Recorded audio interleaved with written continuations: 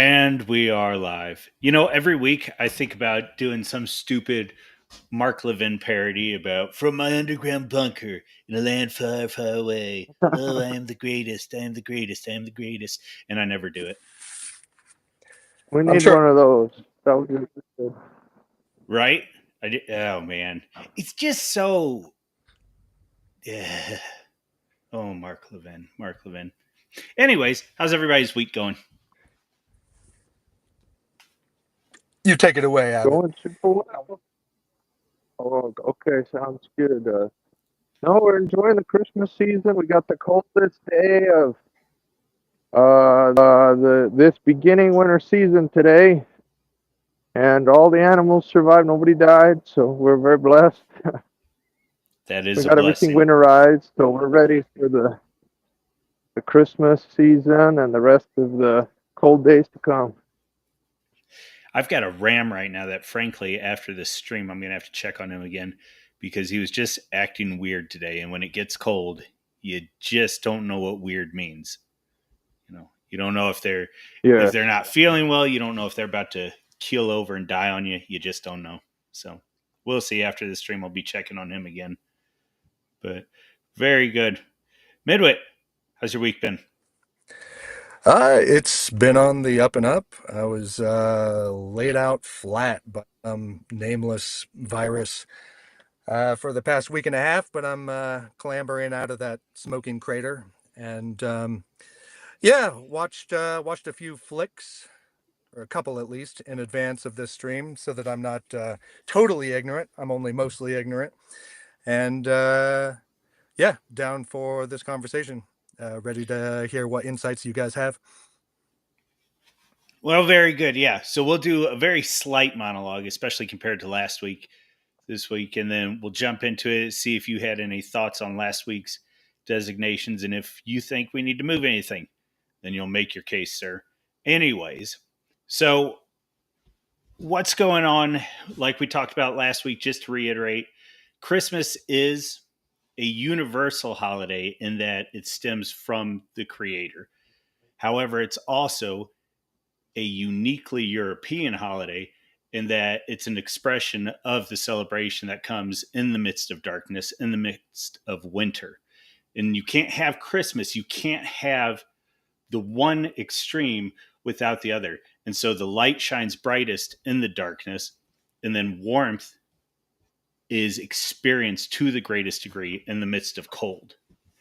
And so the only thing that I would go to this week to sort of reiterate this and how we see this, I kind of hate the word synthesis, but we see this participation in the great experience that life is by the divine and the transcendent. I'm going to reference Isaiah 6. And this is when the prophet Isaiah is before the Lord. He's brought before him. And it says that, then said I, and this is Isaiah speaking, then said I, woe is me, for I am undone, because I am a man of unclean lips, and I dwell in the midst of a people of unclean lips. For mine eyes have seen the King, the Lord of hosts. Then flew one of the seraphims unto me, having a live coal in his hand, which he had taken with tongs from off the altar. And he laid it upon my mouth and said, Lo, this hath touched thy lips, and thine iniquity is taken away, and thy sin purged. We referenced it last week, and I'm going to bring it up again this week. Coal is a purifying element. Coal brings heat and warmth. And so, yes, when coal is given by Santa, by Krampus, whichever Christmas myth you want to go into and build off of, what's happening is that there's both purification for the wrongdoing in a person's life, but then there's also warmth and heat being given. And so, always in the symbolism, it has to be connected to that which is material, but it has to transcend the material. And it's easiest for us to acknowledge that and to, I beat this horse all the time, to participate in this during the holidays, during the extremes of weather. These aren't things that just occurred. These are the natural expression of our humanity in light of the transcendent God. in light of the Creator, in light of the divine that manifests itself within the world of people. So that's the monologue for tonight. We'll stop there. You guys got any thoughts on all that? Well, I apologize for my very slanted view on Cole last stream. Um, you brought that in, and I immediately went to the more let's say the more modern relationship between Christmas and Santa Claus and Cole, bad kids getting Cole, all of that. But yeah, you referenced last stream the Santa with a sword, right? Representative of Yes. judgment. And so yeah, there is this uh, vicious is the word that first comes to me. It's inappropriate, I think, but it's near to what I mean. There is the severing. There is, like well, you find so many dualities in the scriptures, the just and the unjust, the wicked and the righteous, the saved and the damned. You just mentioned light and darkness. All of these kind of polar opposites are presented as possibilities. And this is all kind of tangential to what you just mentioned concerning coal as a purifying agent, but it's just the first thing that occurred to me. And I thought I would get my apology out with respect to, yeah, my very flat view of coal last stream. Don't apologize. There's no room for apologies on here. All right. Anyway, you have it. All right. I really like the quoting of Isaiah there. It reminded me of John in Revelations, where he's given the book to eat, and it's sweet when he eats it, and when it gets to his belly, it's bitter. And that sort of duality that Whit was bringing up and throughout the scriptures, where the Lord brings, trial and suffering through things like the coal, but ultimately it's a sanctifying and purifying element that makes us more like Christ and helps us to follow in his footsteps. And that's really neat parallel there with the children who have been, the worst, and it's actually a blessing. In the modern day, we have such a hard time looking at challenges as blessings. And I still struggle with it. You kind of have a bad day or you have something happen, and sometimes you want to be like, Lord, what I do wrong? What's the matter? Why do I got to go through? Yes. But he's giving you an opportunity to better yourself and to become like Christ. He had to go through the worst of the worst, and so we have that opportunity to meekly approach these trials and challenges with the humility and reliance on the Lord and ability to, through his power, to overcome. So yes. Through this, that's what I. Well, and I don't. Yeah, actually, we'll leave it at that. But before we jump in, I am going to show this one thing, just because, boy, it made me think today. And I remember, well, actually, I think we'll see it. Let's see. So share this tab. All right, so this fellow right here is actually, he's talking about sex right now, and he says and he's referring to God, he made it feel 100 times better than it needed to for simple procreation. So he could allow the devil to use it to tempt people into fornication, etc., so that demons would have an open door / legal right under his divine law to soul torture people and lead them towards repentance and ultimately be brought closer to him because he loves us. As you can see me stating there, I'm unwilling to state it this surely, but being swallowed by the deepness of theosis, desire, and the conquering of the passions will leave us stunted. Excuse me, not being swallowed by the deepness of those ideas. And so I think there's always, the simple way to put it is, there's always a silver lining that's found in everything. And then I remember actually last time Whit was on here, he and I were talking about, not competition, but limits. That idea of constraints and limits, and how It's those constraints that forces a person to grow, forces an artist to grow, things along those lines. And so, like synthesis, I hate the word duality, but two things can be true at the same time, and there is a multiplicity of things that can occur in one event, simultaneously occur during one event. Yeah, sure. I think, I'm sorry, can you hear me all right? Something just went funny with you sound good. Yeah. Okay. I'm kind of uncomfortable with the wording of that tweet there too. I mean, no one likes to.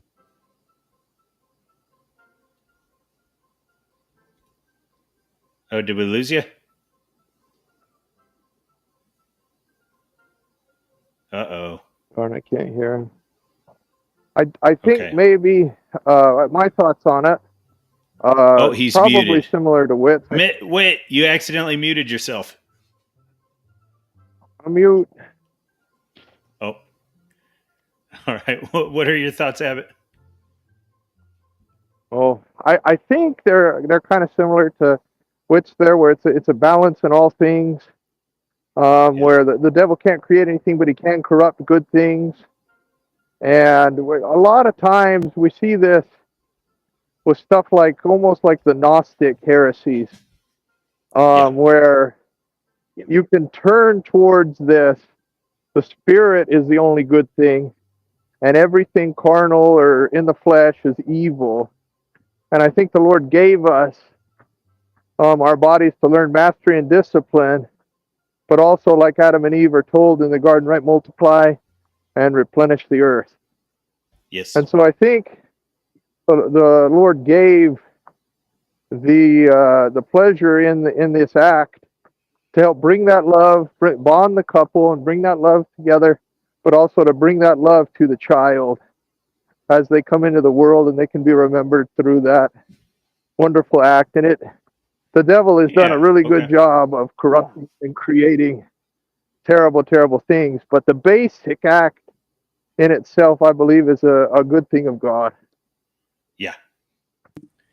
Yep. Agreed. All right. Well, go ahead, Whit. Yeah. I hate to do diagnostics on the fly here, but did you guys get feedback? I'm just trying to determine whether that was just. Okay, excellent. If that happens again, I'm just going to have to bounce on the earbuds. So anyway, moving on. What just occurred to me in relation to what I just heard from you, Abbott, was Peter, Satan would sift you as wheat, right? That's a very explicit statement offered to Peter from Jesus.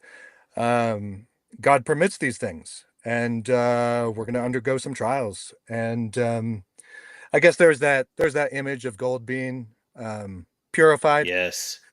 And that's the process that we're undergoing right now here. But coming back to the tweet that you made this tangent happen by means of, the wording was kind of like God's gonna let Satan kick your ass and you better suck it up, was kind of what and of course, I don't know, it's true, I suppose, in a theological sense, but I would prefer the wording to be different, I suppose. That's all.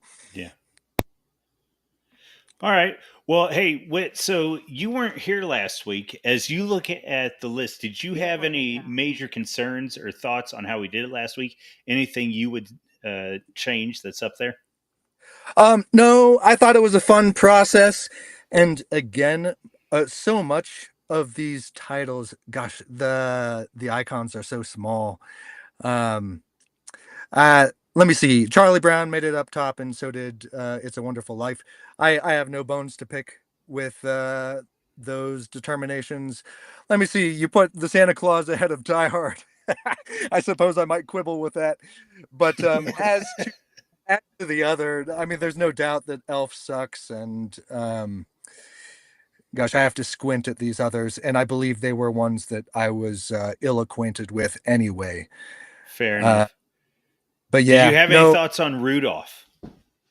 I loved your rant, man. I have nothing to add to that. That was pure gold.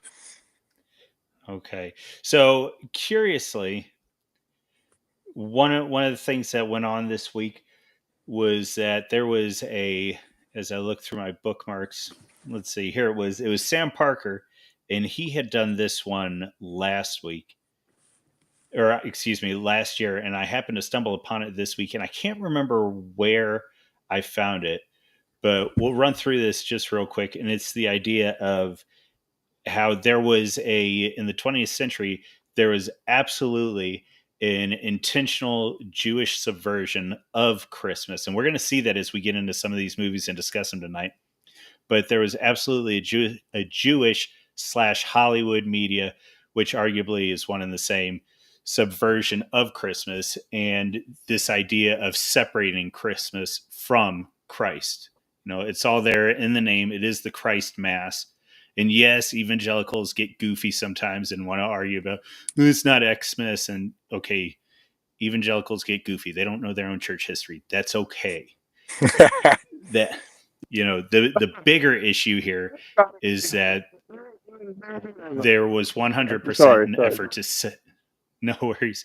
There was 100% an effort to secularize Christmas and separate it from, to some degree, from its European birthright, and then certainly from its Christian manifestation. So Sam Parker gets in here and he talks about It's a Wonderful Life. Now, he argues that Capra was an Italian Christian. Capra was raised Catholic, and Capra did have his own frustrations with that, but he would make the argument that he should be understood as a Catholic. And he takes It's a Wonderful Life, which, as you can see, made S tier last week, or I guess you can't see because I'm on this thread, but it's on the S tier. We talked about that last week, how there's this constant selflessness of George Bailey and the exploration of what it means to be a father, to be a husband, to be a man in your community. Absolutely. Yeah. Now he compares that to White Christmas, which maybe I shouldn't bring this up before we get to White Christmas, but here we are. Just the idea of the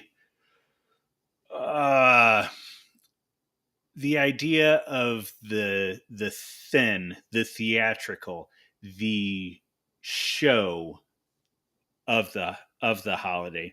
There's really no depth here. So I'm giving away my stance on White Christmas because I'm in agreement with Sam Parker here. Now he goes on to talk about Operation Shylock, which frankly I have no real interaction with, no understanding of, no experience with. So that is one that I would like to get in there and see what actually went on. It is by a Jewish individual by the name of Philip Roth, where he writes that he decrists both. Easter he turns into a fashion show and Christmas into a holiday about snow. And in this, he's talking about Irving Berlin, who was the main head behind White Christmas. So he goes on to do that. And then this was hinted at also last week when I ranted about Rudolph.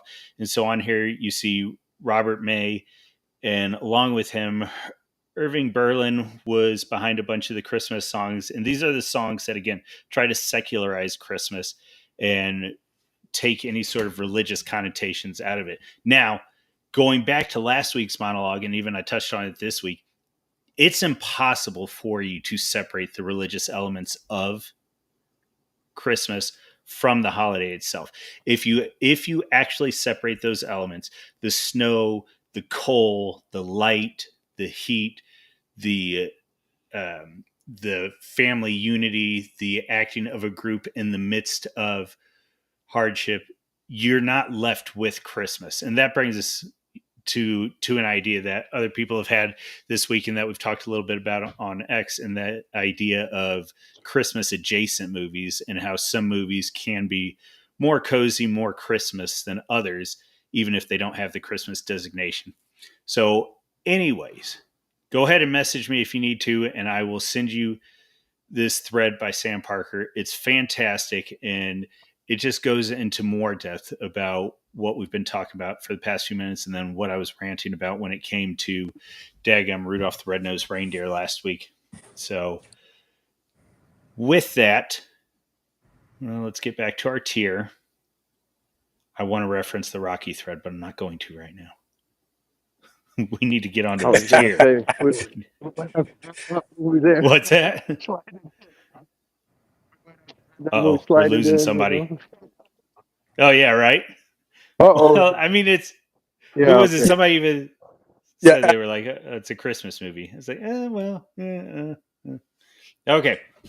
So, Mr. Midwit, Yes. being that this is your first time on the tier list, go ahead and pick one for us, and let's discuss. Oh gosh. I'm going to start with the easier one that I have queued up. And that is not, I'm looking at the wrong, the wrong cover there. Where is it? I'm looking for the Grinch Who Stole Christmas. Not Okay, on it is, yeah, so just this the is the fake. Jim Carrey one. Yeah, And no, that's as with not the all one. of them, we'll start it in commercial. Go ahead, lead us into the Grinch. Well, I've got nothing to say about the Jim Carrey one because like I grew up watching the Dr. Seuss animated short, which I deliberately watched with the family today, and definitely found it to be cozy. And full disclosure here, and I realize this is going to sound very strange on a stream like this. I didn't tell you guys this prior, but uh, we haven't really been doing Christmas for like 2 decades, my wife and I.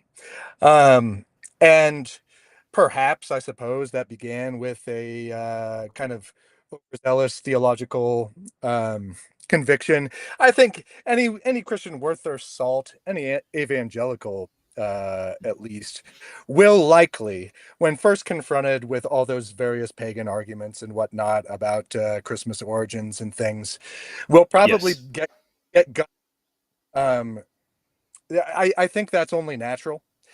Um, but that's definitely, I mean,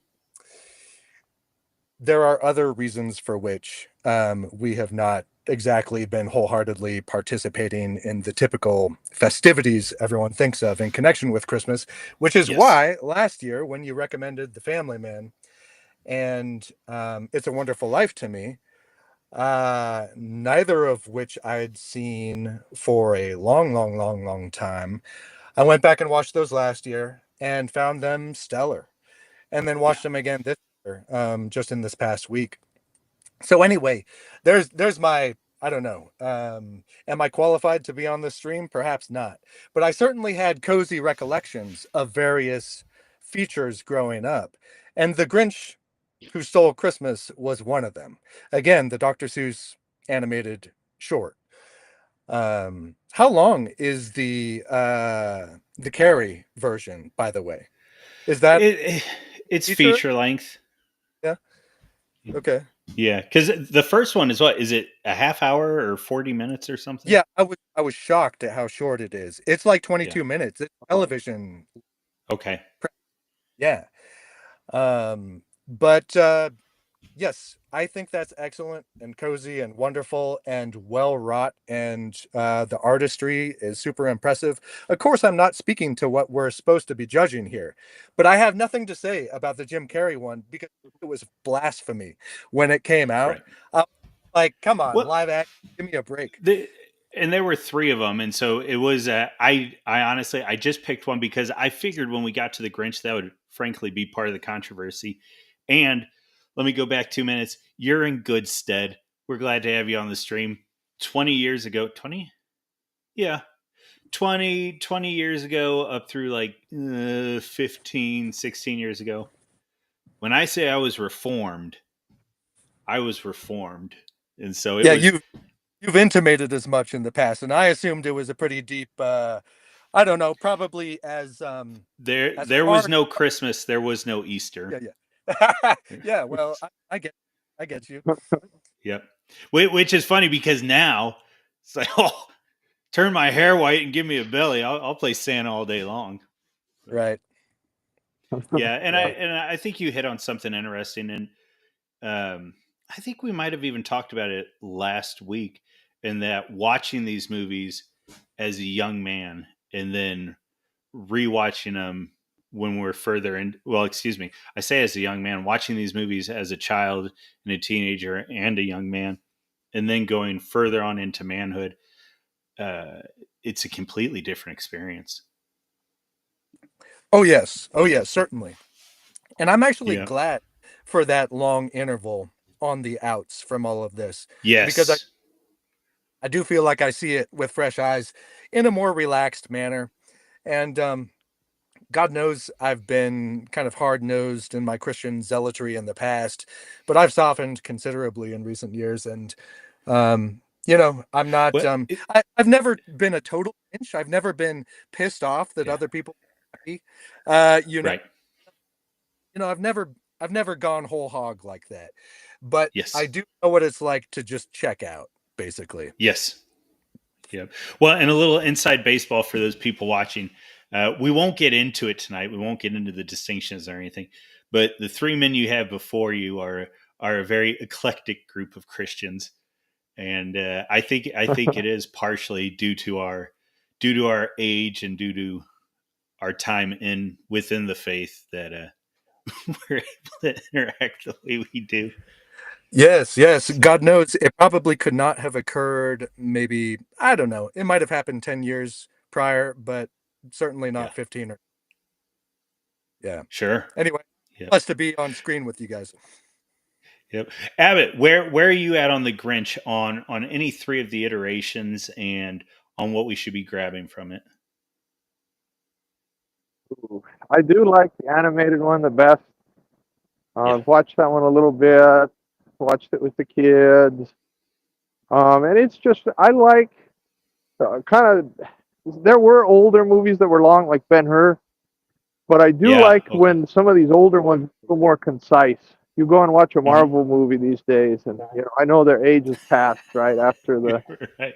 the end game. They're all trash now, but they still make them so long, and they try to drag things out of these long series. And there's just something refreshing about short, quick, and kind of not to the point, but it has the theme throughout, right, where it's clear.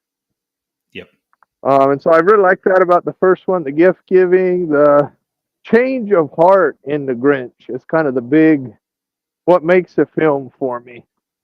Oh, Is that he yes. goes from this character, right? He's a humbug. He's like, I'm going to destroy everybody's happiness, and because of I think it's the little girl or something. He's touched by the spirit of Christmas from the least of these, right? From children and from the lowly, and it totally flips this guy that has been just the worst to becoming the best, and he's going to give everything away and do whatever he can to make Yeah. up for the wrongs he's done and to try to bring that spirit of Christmas. And so that I really like that about all of the films, but just the concise length. The I think it's Jim Carrey. Is that right? In the On the live action feature one, film. there was an animated On one live with action. Benedict Cumberbatch, but yeah. I haven't seen that one. I've seen the Seuss one. I'll have to go and check It's that another one out. feature length one. I have seen it and I can't remember. I can't remember what I thought about it.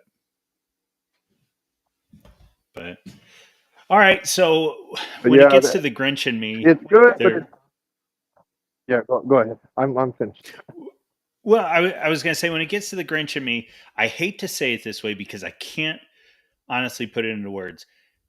In my head, the Grinch hits all the boxes, and it's a good one. There's something about it that I can't put my finger on, and for all I know, it's something from my childhood. I have no idea, but something about the Grinch, even the original one, just makes me a touch uneasy, and I don't know what that is. I think I can understand that to a certain degree. Um, I was watching it today with eyes uh honed by the criteria you guys were offering on the last stream. Yeah, What constitutes the Christmas movie, and does it have redemptive themes and all of this kind of stuff. And um I don't know. I suppose you could say it's sort of a humanistic Christmas, a kind of let's all hold hands, and it is. Of course, I think a lot of features on this list are going to be. Um, I'm sorry, my wife's bringing me food right now. Like I said, I'm Yes, streaming from the car next door. as it should be. Yeah, I've Keeper. got She's a keeper. egg. Yeah, okay, all right. I'm focused. and, we, and we lost him. All right. So Food. Abbott, where are So we at? we lose. Yeah. He's okay. Am I back? Can you You are hear me? back. You are back. Yeah, you're Yes. back. I have no idea what happened. Okay, that's weird.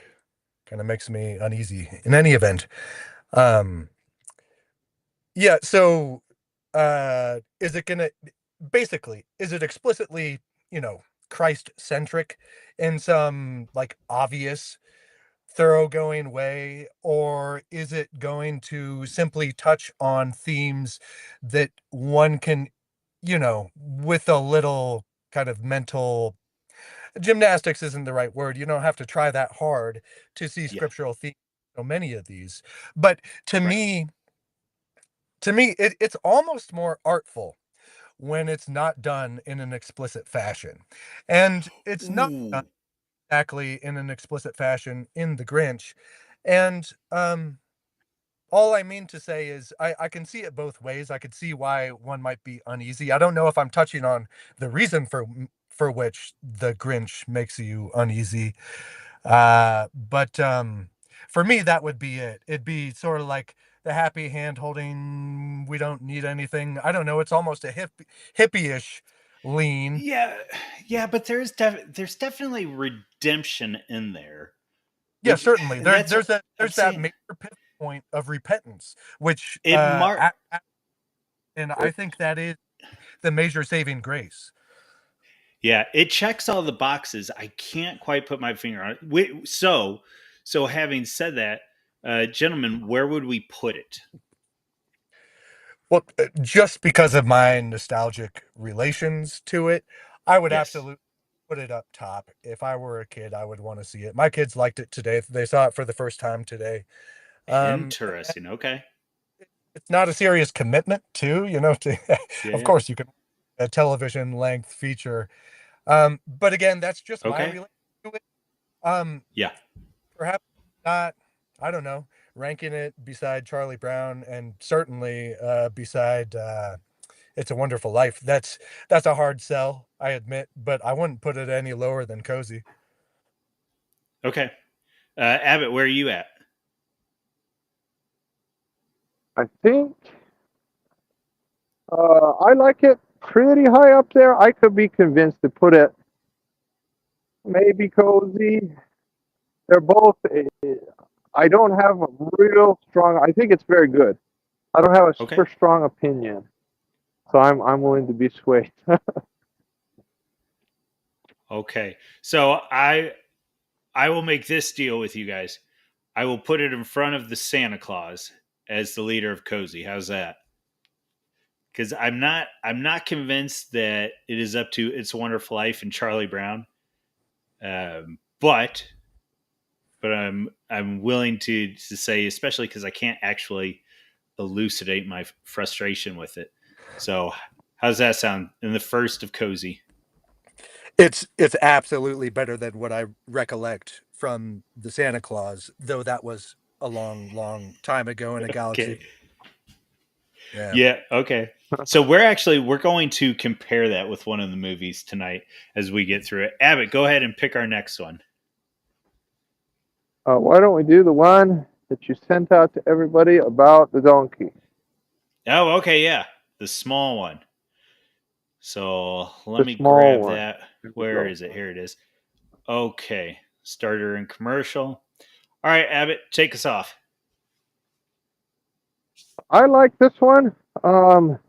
It is a little bit more Christ focused, of course, being around the time of Christ's birth. There with it's a nativity story, basically. And I think it's good to have. This is a little bit of a side tangent, but I think it's good to have a variety. I think one thing the early church did that was pretty amazing was it was able to take all these traditions, which I believe, there's a podcast. It's called Ancient Traditions. It's a Christian by the name of Jacqueline, and I don't know which denomination. So she goes by Dr. Jack, but she talks about that scripture from Christ, "Other sheep I have, which are not of this fold," talks about Noah's flood, and she ties in a lot of these different pagan traditions from around the world and says, this is something that originally probably testified of Christ. And that in all these different religions, the Lord put a little bit of truth that men corrupted. And so I really like that we at Christmas, I don't like ones that wear skin suits, kind of like you brought up with Rudolph. But when they've got the spirit of Christmas with them, I think that makes a big difference. And it'll meet people where they're at. There may be somebody that is just fed up with Christmas and they like the Grinch, but they don't like Christianity, but they like the Grinch. And that's how the Lord slowly brings them back. And so I think that's something that that I keep in mind. With some things don't appeal to me, and I may not like them, but there may be somebody out there, and that's the hook that God will use to bring them back. So okay, side tangent over about the donkey there. It does a really good job of retelling the nativity from another perspective, giving you an outsider's look, putting them through trials and challenges. It almost echoes the Little Drummer Boy, like we talked about last time. And I really like how he's able to go through his little mini hero's journey of being a rebellious donkey and stuff, and having a hard time fitting in, but finding his place with the Lord there in the stable as he works with that boy. So. Yep, very good. Were you able to get a hold of this one this week?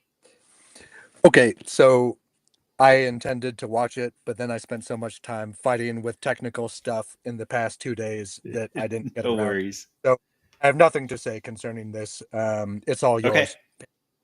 Well, so I'm going to build a case for it for you and the family to go check it out. It's actually Don Bluth when he was still with Disney, and so Don Bluth is the fellow behind The Secret of Nim, The Land Before Time, the Fievel movies, which are their own issue, but.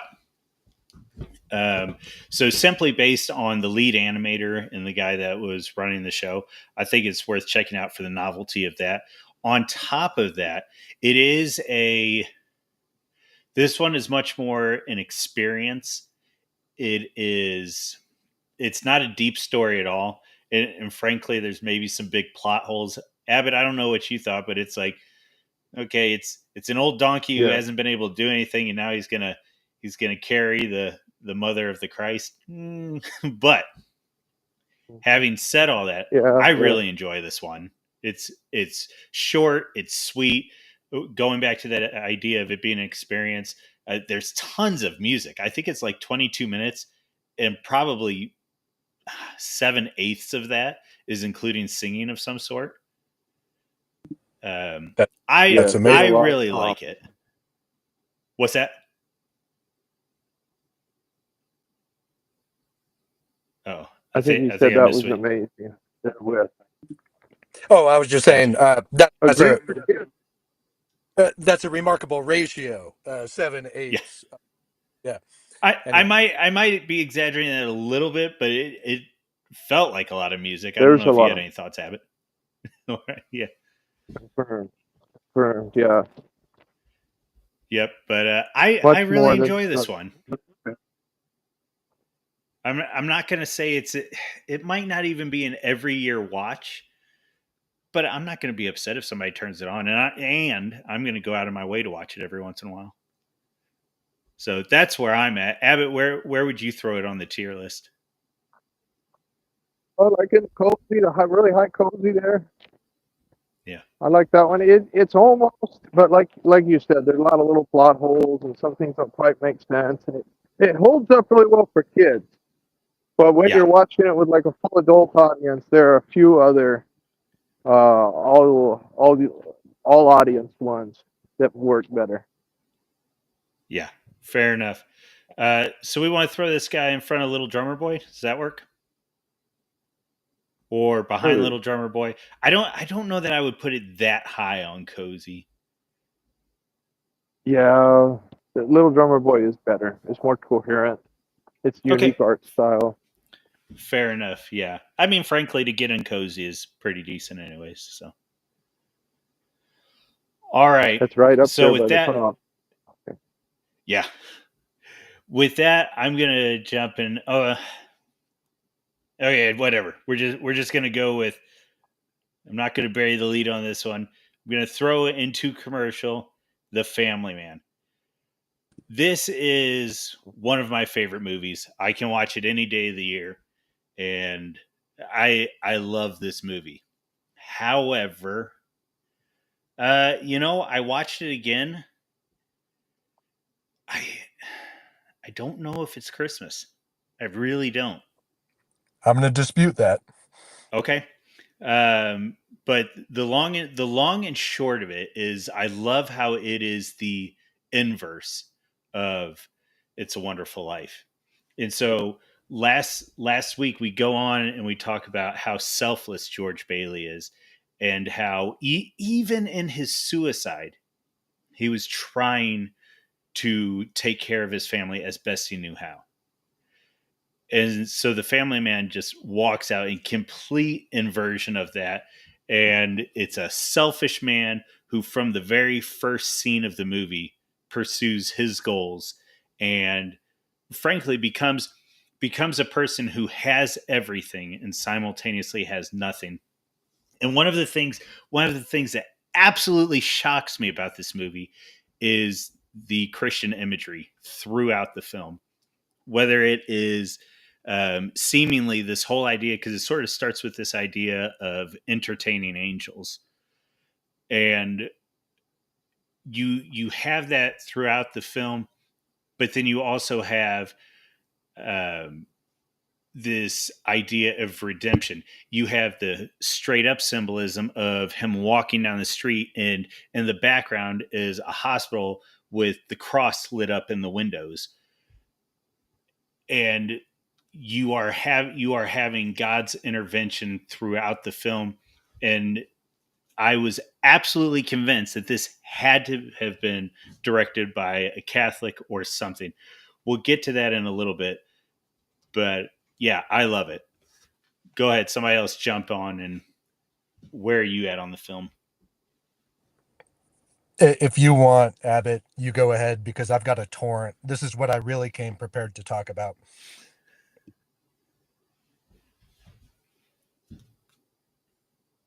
Oh, did we lose Abbott?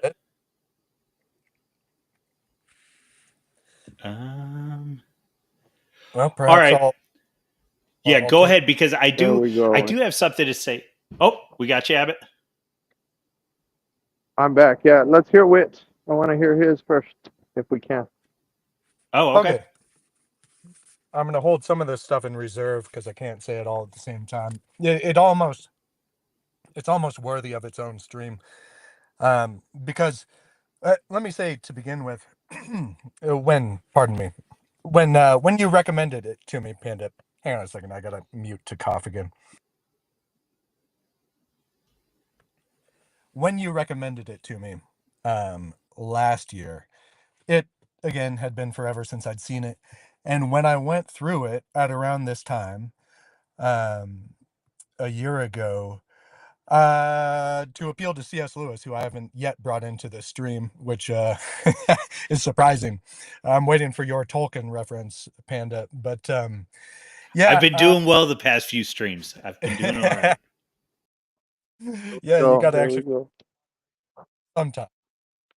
In any event, um, Lewis describes when reading through a work, particularly the first time, it's tough to tell what's motivating your reading. and you can only really realize what it was in hindsight. And he describes something that he terms the narrative lust.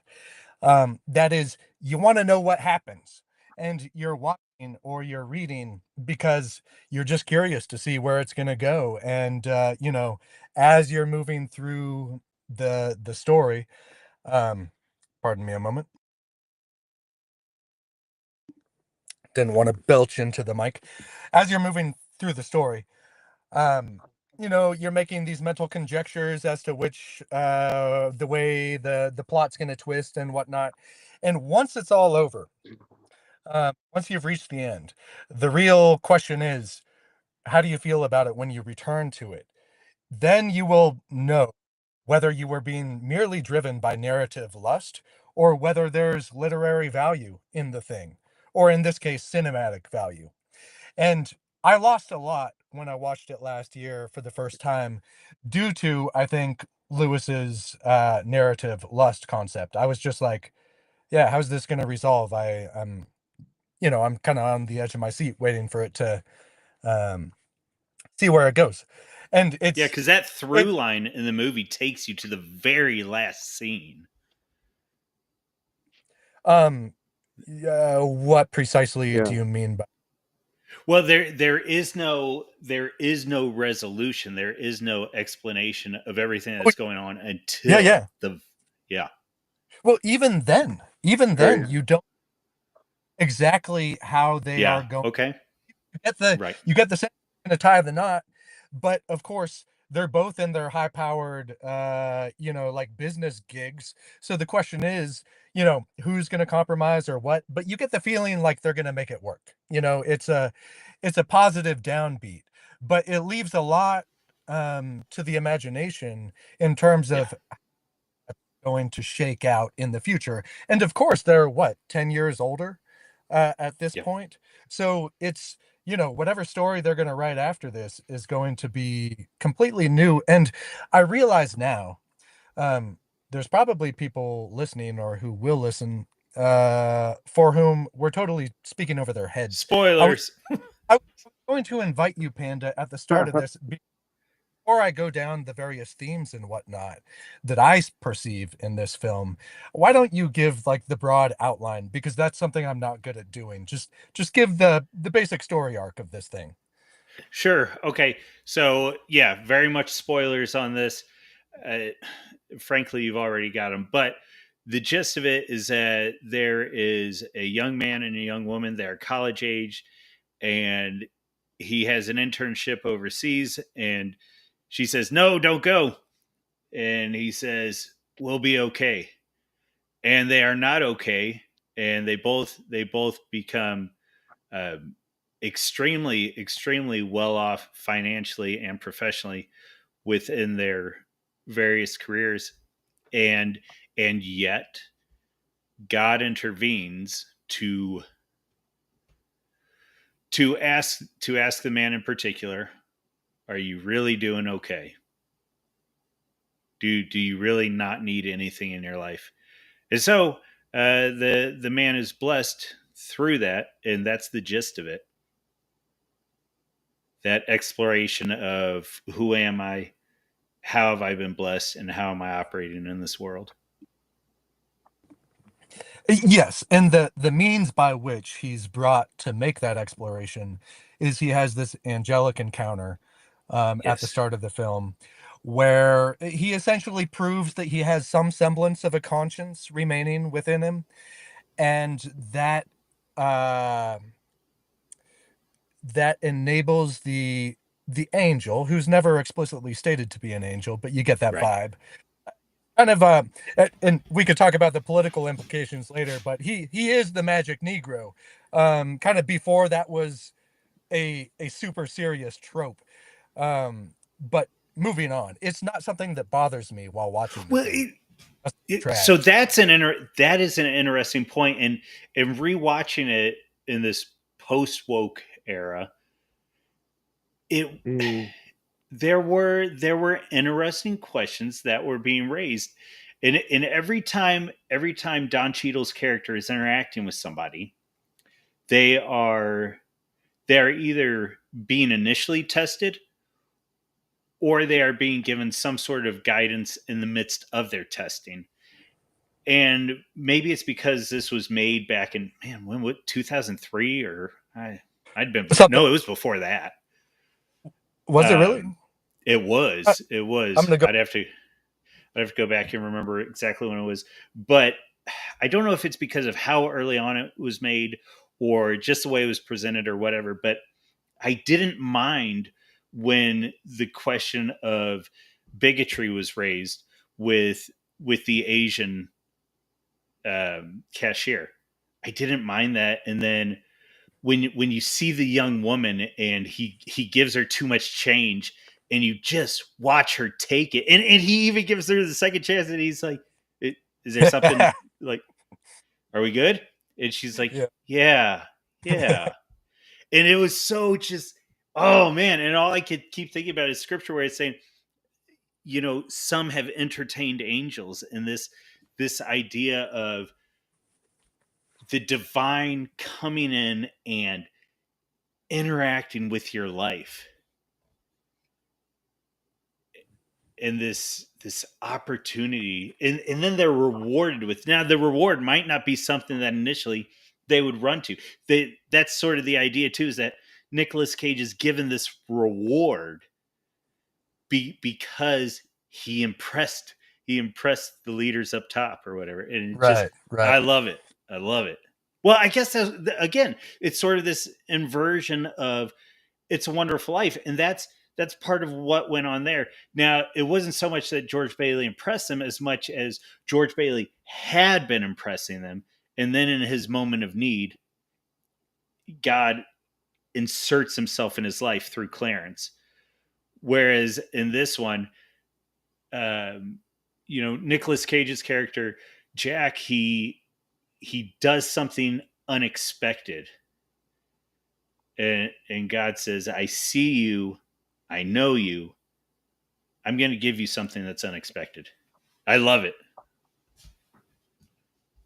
And I do like that they represent the angel characters as the meek and lowly, right? And there is kind of that, like Wit brought up, with Magic Negro trope, but I think it's almost being used as more of like, look, this is just kind of a everyman, or this is somebody that's poor and struggling. It reminds me of that hymn, poor wayfaring man of grief.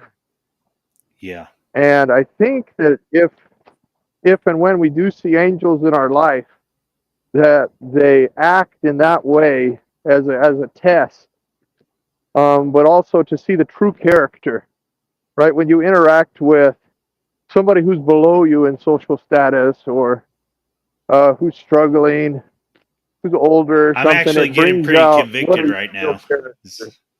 Yeah.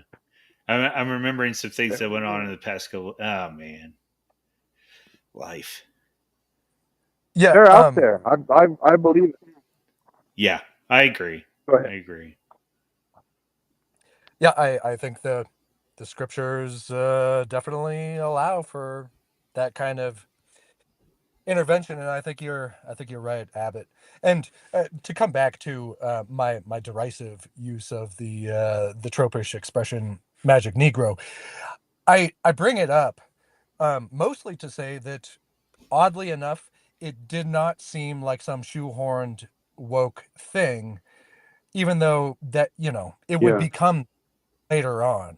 But I was impressed by how unbothered I was by it, due to what you just said, Abbott. It didn't ruffle my feathers like it would in some newer newer feature where it's like done in a right? Yeah, you know what I'm saying. But if you don't mind, I'd like to bring scripture that I think really summarize the primary themes here. The first of which that I'm about to relate. I didn't mention this, but I did 2 watchings of this in the past week. One in the evening by myself, and then the next day with my wife to get her input. And it was perfect. it was interesting how readily she came up with the very same verse, and this is the overarching one from Matthew 6. These are Jesus's words in the Sermon on the Mount, if I'm not mistaken. No one can serve two masters. Either he will hate the one and love the other, or he will be devoted to the one and despise the other. You cannot serve both God and money. And I think that's fairly Yeah. obviously very thrust. It's either money or, Kate, the love interest of Status, Yeah. power. she is kind of, again, this is another one of those cases where it's not an explicit Christ message, but I've always been down with, and again, I intimated this to you earlier today on X, Panda, that I I was reading Proverbs before I was a Christian. That's the book, one of the books with which I'm most familiar. And in the Proverbs, somewhere nested in those first 10 kind of preliminary chapters, you find Lady Wisdom, who is kind Right. of an emblem of God's intelligent outworking in this world. And I have never been dissatisfied with um, a a woman as the kind of quintessential stand-in for God in a piece of art, because I Yeah. think uh, the scriptures allow for that, and make a lot of room for that. Now, granted, Hmm. the her antithesis is also depicted, and everyone's familiar with, like the horror of Babylon and Revelation. Right. You you have the black and white both made into the, with woman as the primary symbol. You Right. know, the woman folly and the woman wisdom in Yeah. Proverbs is what. And the reason I go on this tangent, and I didn't intend to, I didn't write this down, is because this God or mammon thing, in this case, God isn't really explicitly in there, even though it's sort of implied by means of the angel. And yes, you've got the cross symbolism, Yes. primarily part of the flick, but it's really God. Excuse me. The choice for Cage is money or this woman who is kind of an emblem of all things good. And Yes. Okay. I have no problem with that. And I rather fancy it, actually. And I think she's depicted in a very worthy manner Yes. in the Oh film as man, well. that moment where she stands in front of him and says, if this is what you need, we will do it." Right, right. And you wouldn't see that in That's a film. man. And by the way, I looked it up. This came out in 2000. Yeah. So that puts things into perspective. That scene, what you just described, you wouldn't find that Yeah. very much later in a film, because the feminism thing took such fierce hold that the idea of a woman submitting to a man on a point like that would be just unthinkable, you know? Yep. Yeah. And for me too, the point we're talking about here where she says, if you need this, I will do this. We will do this together. That is towards the end of the movie, and it just brought into such stark view that he is still fighting himself. He is still, even in his attempt to care for his family, it's still this selfishness.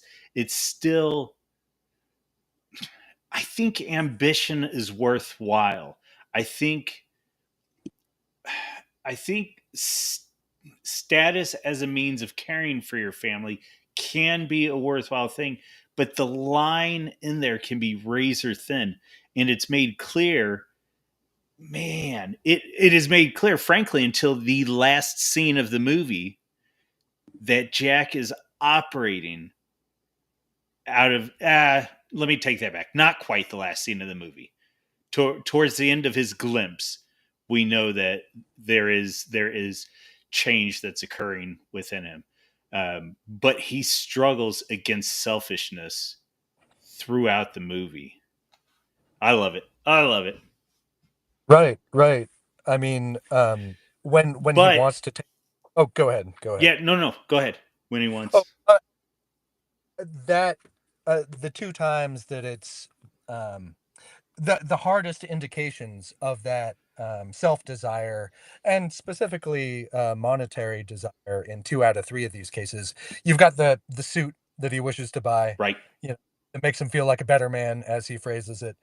And then when he connects with his one of his old work bro. Yes. Yes. Yes.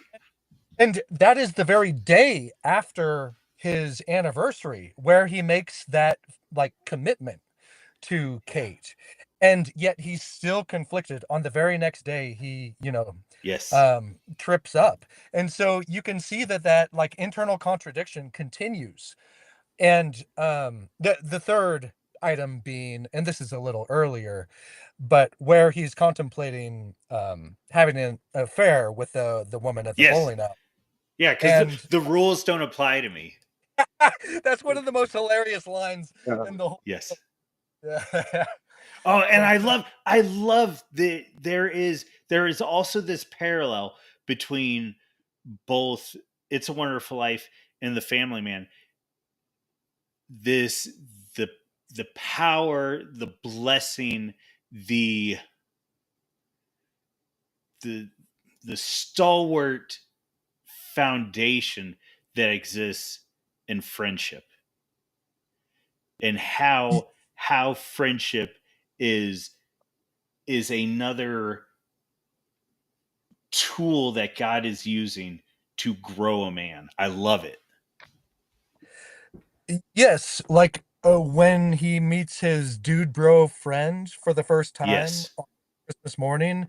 I mean, that's I hate to use the word because it sounds so saccharine, but that's a rather precious thing when Yeah. his bro friend has him into his basement lounge space, and wants to have a heart to heart with him, like, hey, what's Yep. going on? Um, it uh, it's convincing to me. Like, none of it is Yes. strange throughout the whole film. And then he can speak correction into Jack's life at the bowling alley. Right, that When too. Yeah. Yep. Love it. Abbott, what do you got? We've been going on for a minute. No, I've been really enjoying it. One other thing I was thinking about also is just like a lot of these movies are kind of the the moment of this person's life, the turning point, right? Where they've been doing a certain thing for their whole lives, or they've been dedicated to mammon, or they've had God in the background, and God uses these opportunities to kind of put the choice in front of them, and that way, and that it's Yeah. very clear, right? Where it's like, look, you can choose, God's real, and you can choose Him, and you can choose family, or you can choose the world and the glory and the status and the power. But this is your opportunity, and it condenses it really well in this film Yeah. between these two paths, and it just makes it. I like how clear that it kind of condenses this man's whole life into this one choice that will determine the rest of his future. Yeah. All right, Right. gentlemen. So here's I the real question for what's that? uh, you go ahead, but I had one other operative verse that I think um Okay, go for it. bears directly on this, in addition to one last thought about parallels to It's a Wonderful Life, and one other which I'll name after maybe I'll mention that first. So I watched Groundhog Day maybe a month ago, Yeah. and I think you will see immediately why I bring it up in the context of this conversation, because it is a very similar uh, story arc in terms of selfishness and then taking time to erode that down. I don't know how Yes. familiar you guys are with the film, but in Yeah. addition to uh, Wonderful Life, that was the other that both my wife and I, it occurred to us, like, it's just they run directly parallel, these two stories, and I just found that interesting. But yeah, here's the last the last scriptural bit that I thought was extremely germane to this flick. And this is from Matthew 23, also the words of Jesus. The greatest among you will be your servant, for whoever exalts himself will be humbled, and whoever humbles himself will be exalted. And I think it's pretty obvious that Amen.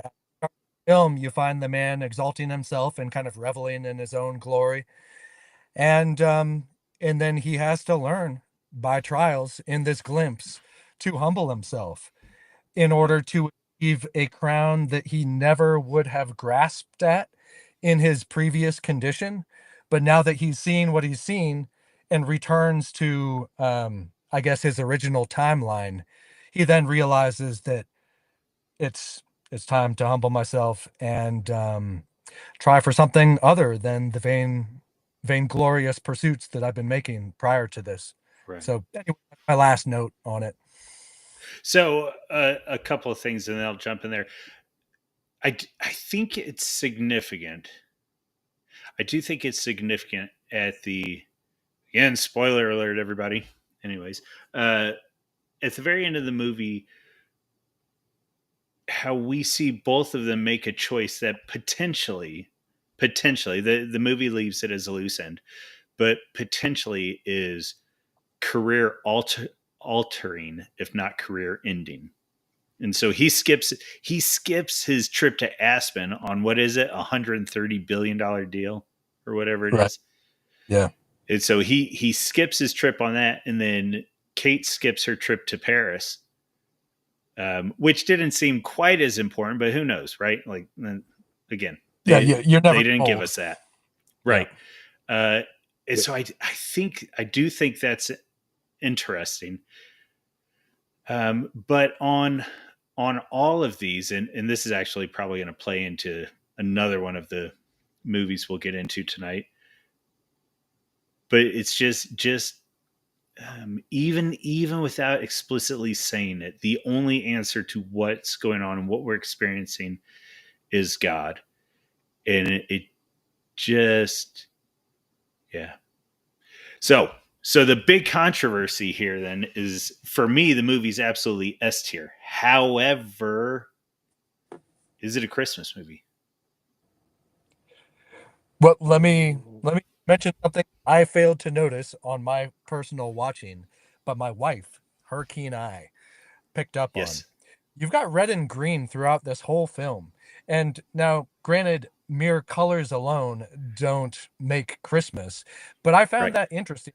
She pointed it out, like in terms of the wardrobe choices and like Okay. the painted walls in the background. Yeah. It's all very deliberately Christmas, even though Interesting. Okay. it begins with Christmas and then continues for what, Yes. months, however long afterward. Yeah. But through is this curious red and green color combo that kind There of haunts the is, and there's always snow. There's always coats and sweaters, and sure. this idea, that we've been talking about, that 'tis the season kind of idea, where we're supposed to be we're supposed to be operating in darkness to some degree because it's winter, where we're supposed to be interacting with our family to a greater degree because we can't be outside. And so there is this theme through it. Abbott, where are you at? Is this a Christmas movie or something else?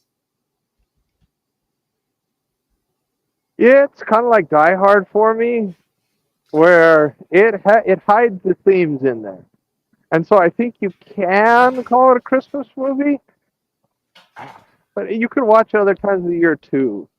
So Yeah. I'm okay putting it in one of these higher tiers here. It the angel theme is what really sells me on it. I think Okay. that kind of gives it an edge for me.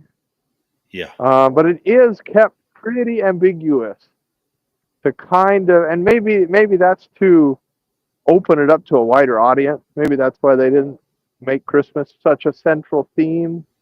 But I think Yeah.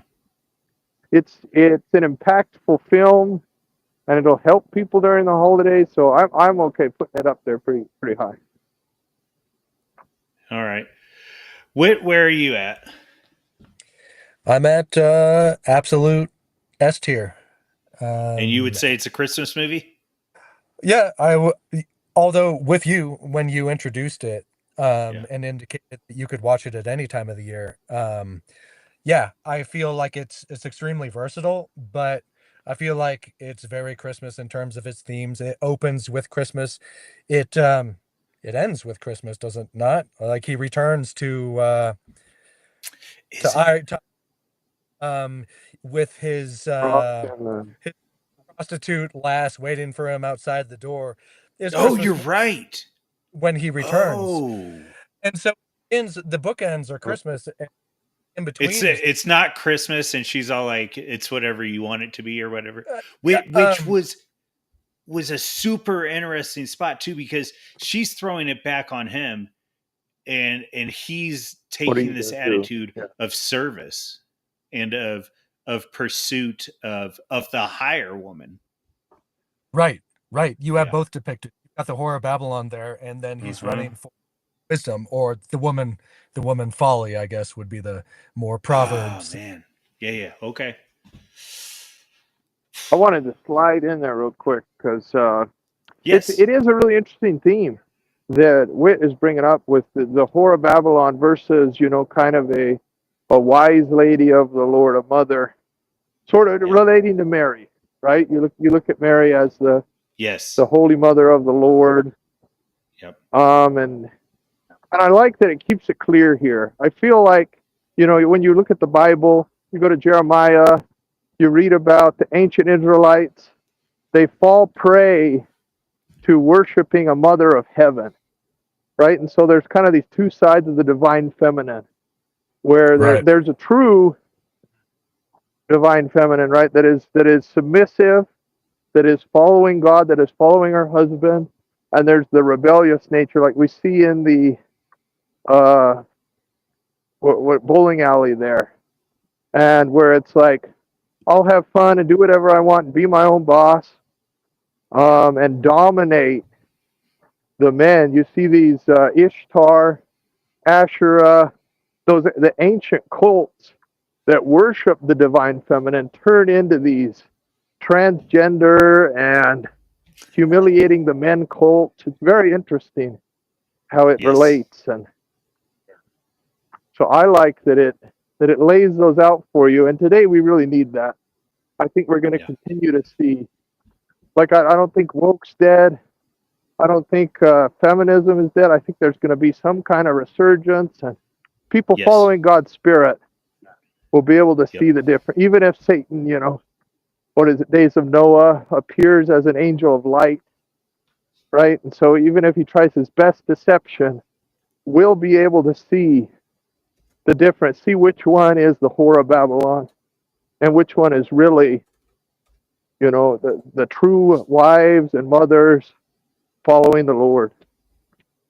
So Yes. Amen. All right. Well, so we did put Die Hard in there, which is what's giving me pause right now, because I don't think I would put it as a Christmas movie, but Yancey made the case for it last week that Die Hard was a Christmas he did a movie good job. based.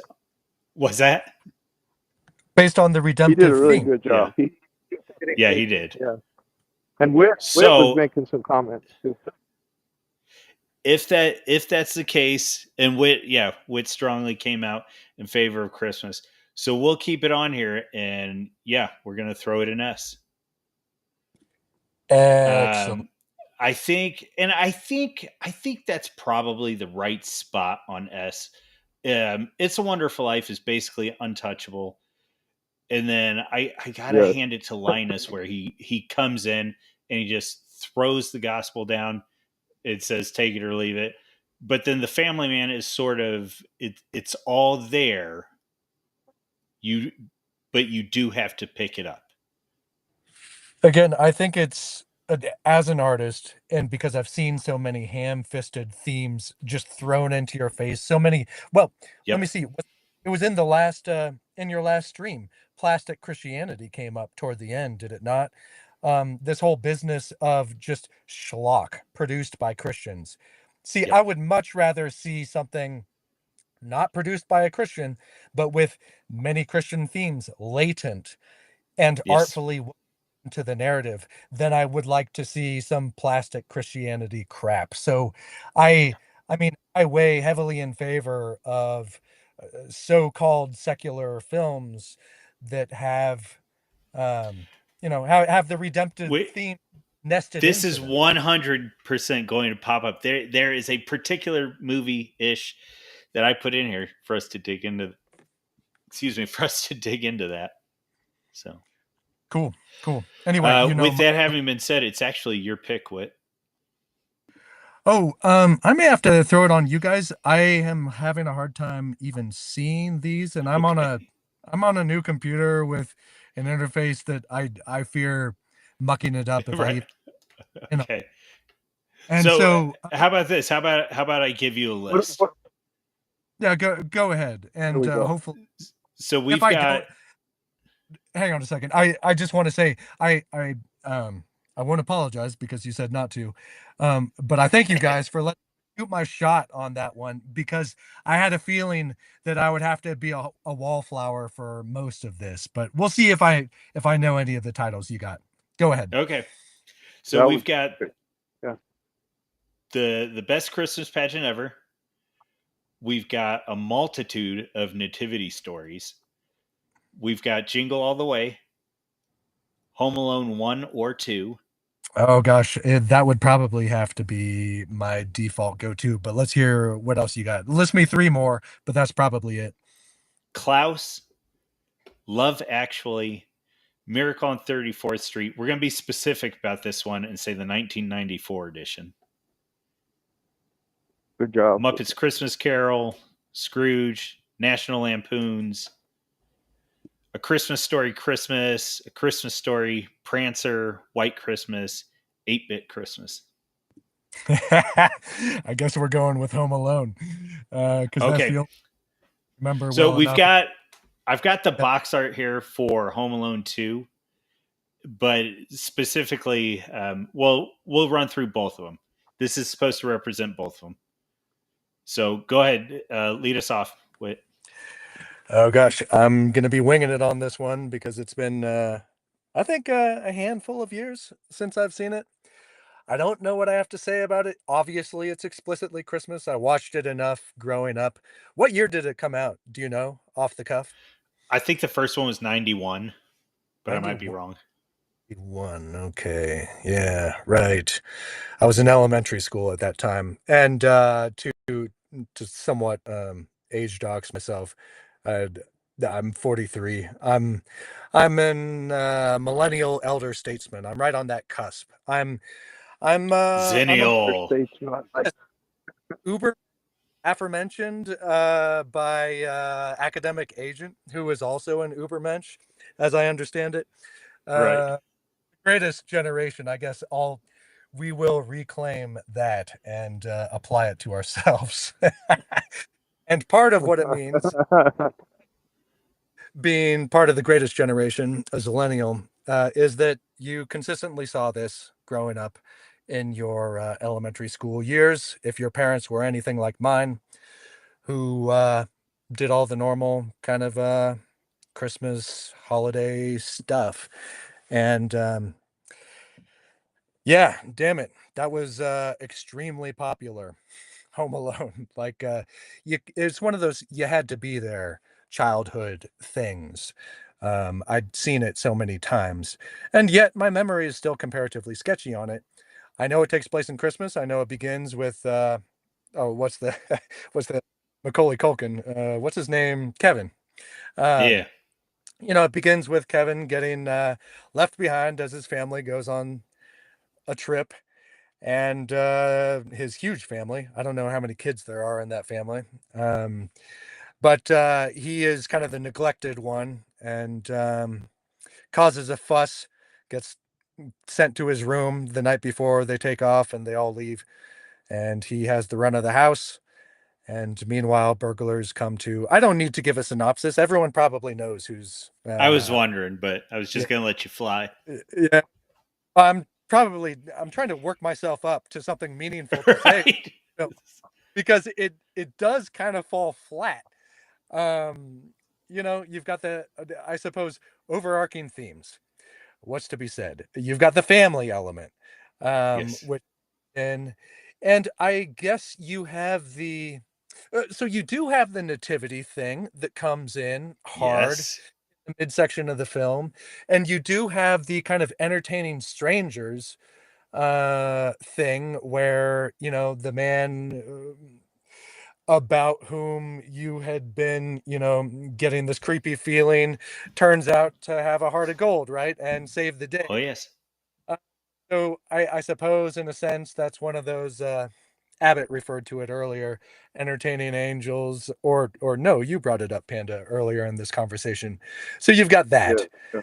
uh, I don't know, it's this kind of up with people, up with family, don't be an ass kind of theme that so many Yes.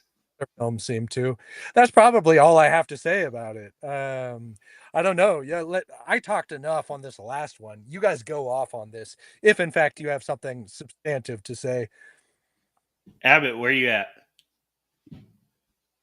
So I lost connection there at like the very beginning. So we're talking about Home Alone, is that right? Yes. Yep. So Okay, good, good. we've I was got listening to the it. I'm like, art up that's there got for to the be the first one. one.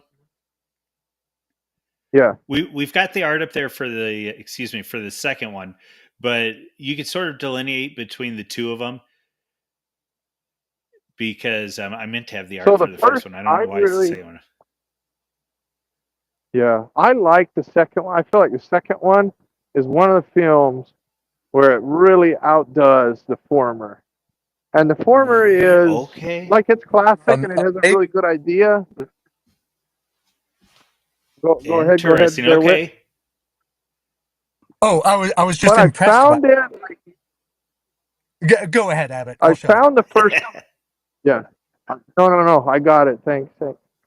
Uh, but in the second one, I can watch that with my kids much easier than the first. There's a few things in the first one where I'm kind of like, it's a little crude for Okay. one that really feels like a very good kids show. And the second one tones that down enough to where I've got the 8-year-old and I'm like, okay, he can watch this one, and maybe I'll skip where Marv, I think, gets fried to the skeleton, even though that's hilarious. It scared him a little bit, but uh, Okay. Yeah. and I think that's like the ultimate meme, right? You see that all the time. Yeah. I just But used it on the somebody. I Chris, can't remember why. it's a classic. There are so many good uses for it. Right. I love that part. But yeah, and just the choir and the kid he's not going to try to save Christmas for himself or just his family.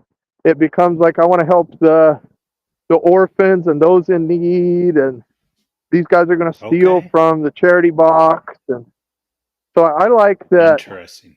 that Okay. second one kind of reaches beyond to kind of like a Santa Claus, right, where it's, I'm going to give to the children, I'm going to make sure that the kids get their Christmas, even if I've got to go and confront these bad guys, which is probably his most traumatic event of his life, right? Yeah. Because So he's gone through this one time before. would it be fair to say your analysis is that in the second one he's moved from a defensive position to an offensive position, and that Ooh, sort I of like changes that. the film for That's you? Yeah, that it changes it a lot from I want to just take care of Okay. myself to I'll use what I've learned to take care of others. Kind of growing up, becoming a Oh. protector, right? So I really think that transition is what makes that second film just like a banger. For me, that one is like a S tier, and the other one's still really good. It's just like if I have the choice between the two, I'm always going to pick two. No kidding. I never thought of it that way. Man, that's it. That's why these these media streams are great. Okay. Um Interesting. So where I was at up until 30 seconds ago was I was very much Home Alone 1. Not a big fan of the second one because to me the second one was just more of the first. And so it was good. It was good. I definitely watch it, but I didn't see it as in any way separate from the first one. But Abbott, you've made some interesting thoughts there. What? Okay, so let me start with the first one. I love the first one. I think it's S tier. I I don't know if it's Hughes or Christopher Columbus. Is so what I'll also throw out there is it might just be some sort of Midwestern bias. You know, they're in Chicago. John Candy's in it. It's just that Great Lakes. Yeah. This was the Great Lakes, the Upper Midwest. I mean, this is sort of what we grew up in, and I love it. Absolutely love it. I love the nativity. I love the church. I think it is an incredibly, unwittingly so. I don't think Hughes or Columbus did this on purpose, but I think it's absolutely a Christian movie in that Yes. it is this idea of the gospel, and not just the gospel. That's a weird thing to say. Not just the gospel, but not just the idea of God, but also the participation of the family and of the child inside of church, and frankly the community, because the old man is in church. You know, it is more than just personal beliefs. It's something that you are inside of and participating within. And frankly, you even get that in the second one because they are all singing. I can't remember if it's at the church or within school, but they're singing hymns and doing that. Mhm. Man, that idea of moving from defensive to offensive, I'm still kind of caught up in that, trying to work that out in my head. Because I was, again, I 30 feel like seconds ago. you brought up the places, right? Because I'm also of the mind where I don't relate very much to New York City. Right? I recently got Yeah. to travel out east for the first time, and it was neat Yeah. to see kind of the rural areas, but into the big giant cities, and it's kind of like I don't feel like I belong. You know, as an American, that's Yeah. something. You know, you're going by like the Liberty Bell, and you're like, this is not my home anymore. Yes. Almost. But you Yeah, look that into the might be a part of Midwest. it too. Hey, That is, Yeah, I was just going to ask it's Abbott. got kind of. Go ahead. Oh, I ask, have you always lived in a rural area, Abbott? We have been pretty much like suburbs and like medium city for like yeah. 35, something like that years. I've only lived in Arizona and then Utah for a couple years. And that was Salt Gotcha. Lake City. But that's also, even though that's a big city, it's still kind of like a giant suburb. It's like Phoenix. Most of the cities out west kind of have like LA, where it's just real spread out compared to going to some place like Chicago or New York where it's straight. You know, you can just go through these huge buildings and like there are tens of thousands of people living there. And it's like you go out west and that those people are spread out over so much more land. And so it and I've only been rural for the past few years. But it's almost like awakens something like in the blood. I don't know. It's the American spirit maybe going to a little bit of a different frontier and learning kind of the pioneer ways, trying to raise as much of our own food. And so going back to that film, that's part of why I relate kind of more to the Midwest area where they go, even though, you know, they're not on a farm, but it's more kind of like heartland America. Like Right. this is what it means to be from from the country these days. Because the cities have just turned into something crazy. Even the medium ones. Yeah, well, They it weren't, is. you take me back 50, 60 years. I probably wouldn't bother me at all to go live in New York, but in the year of For our Lord 2025, it keep me as far as I can.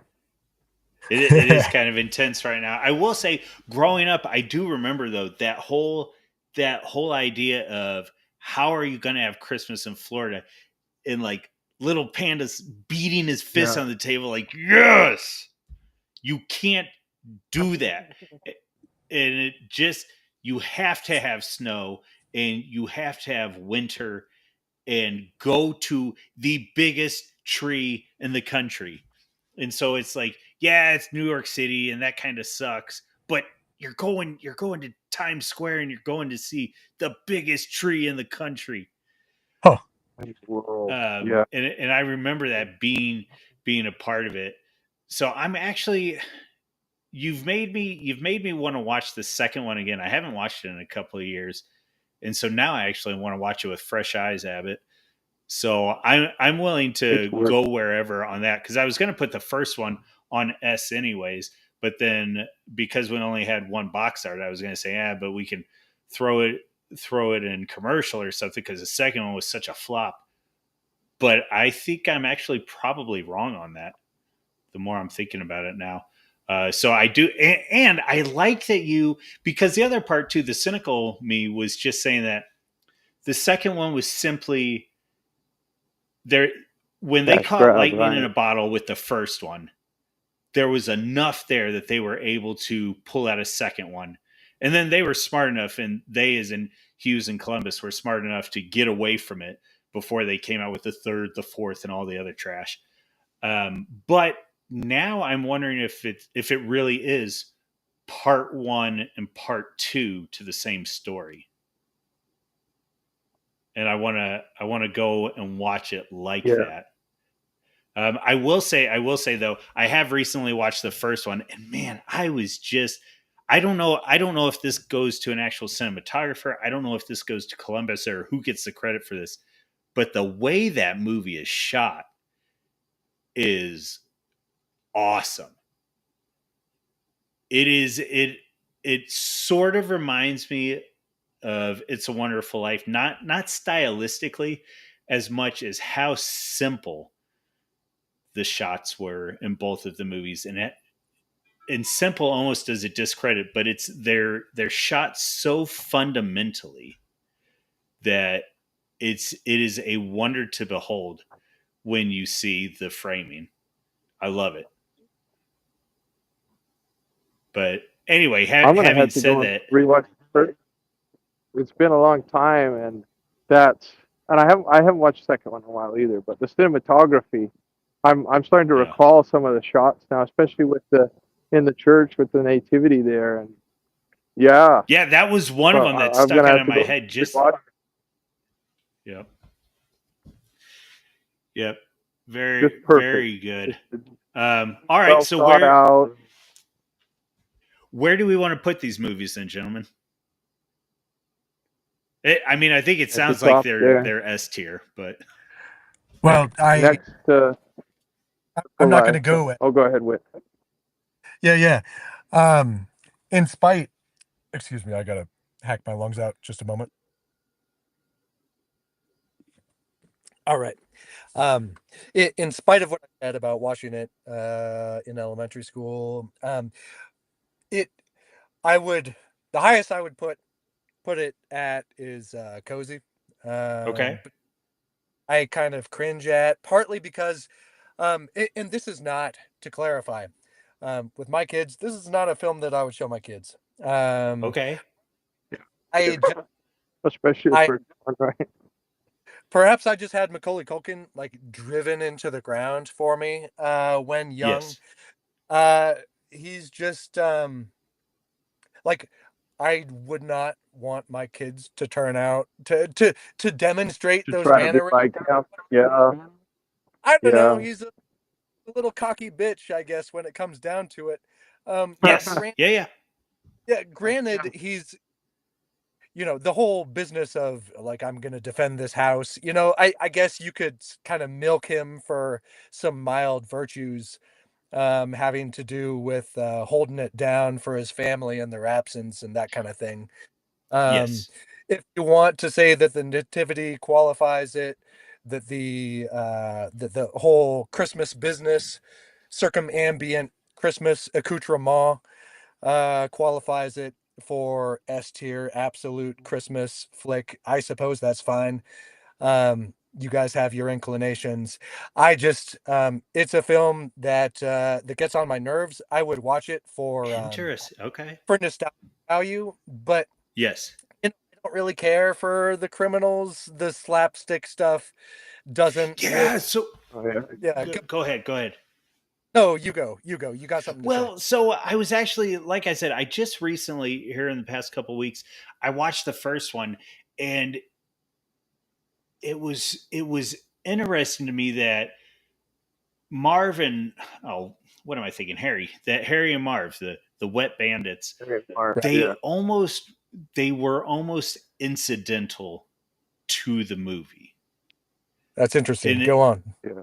well, because the real conflict and the real journey that Kevin is going through is where do I find my place? I am the baby in the midst of this family.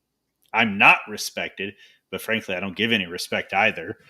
And it is this struggle of how do I fit in? And so the greater film is just this idea of Kevin doesn't fit in, and he is a hindrance to the family, which isn't totally his fault. He's the youngest member of the family.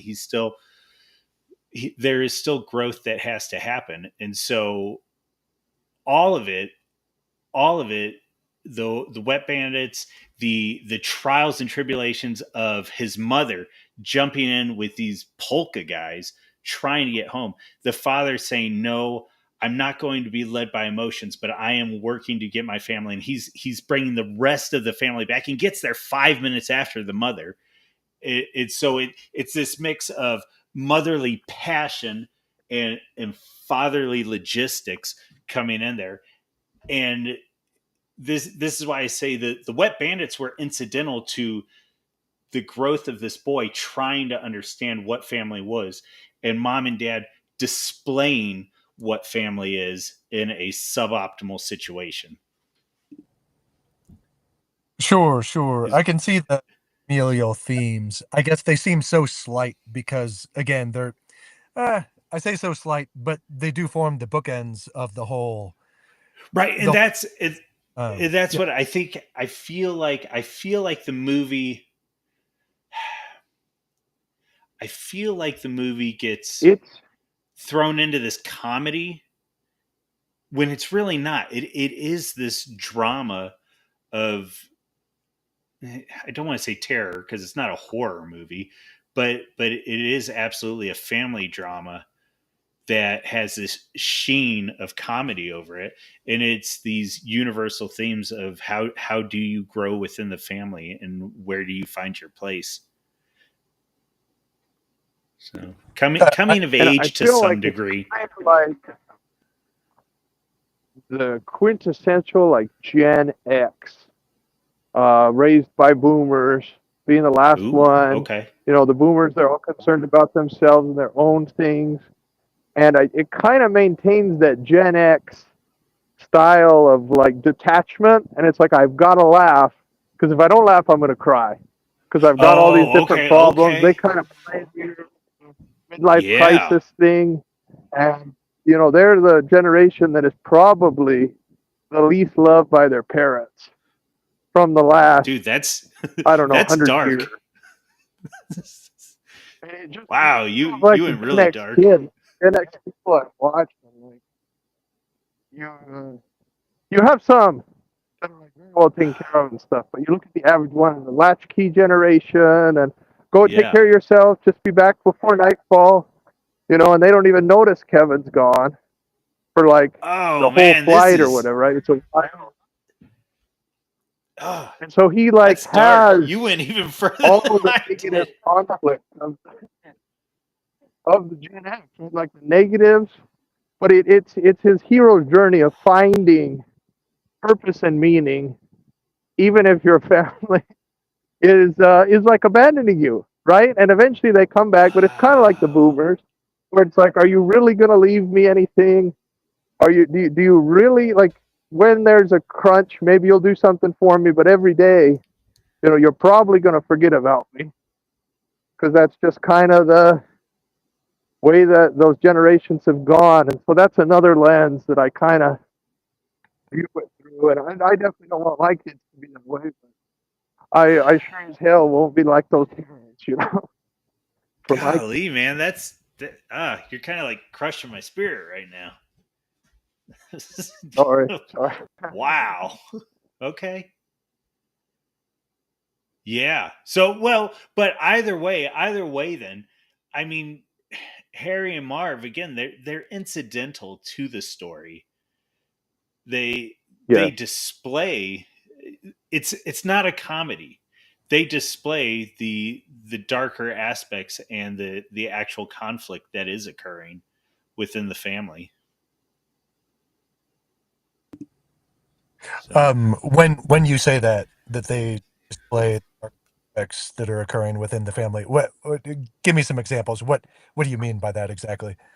Well, I think Abbott went even further and deeper than I did. Mine was the question of where does Kevin fit in and how does he operate within the family.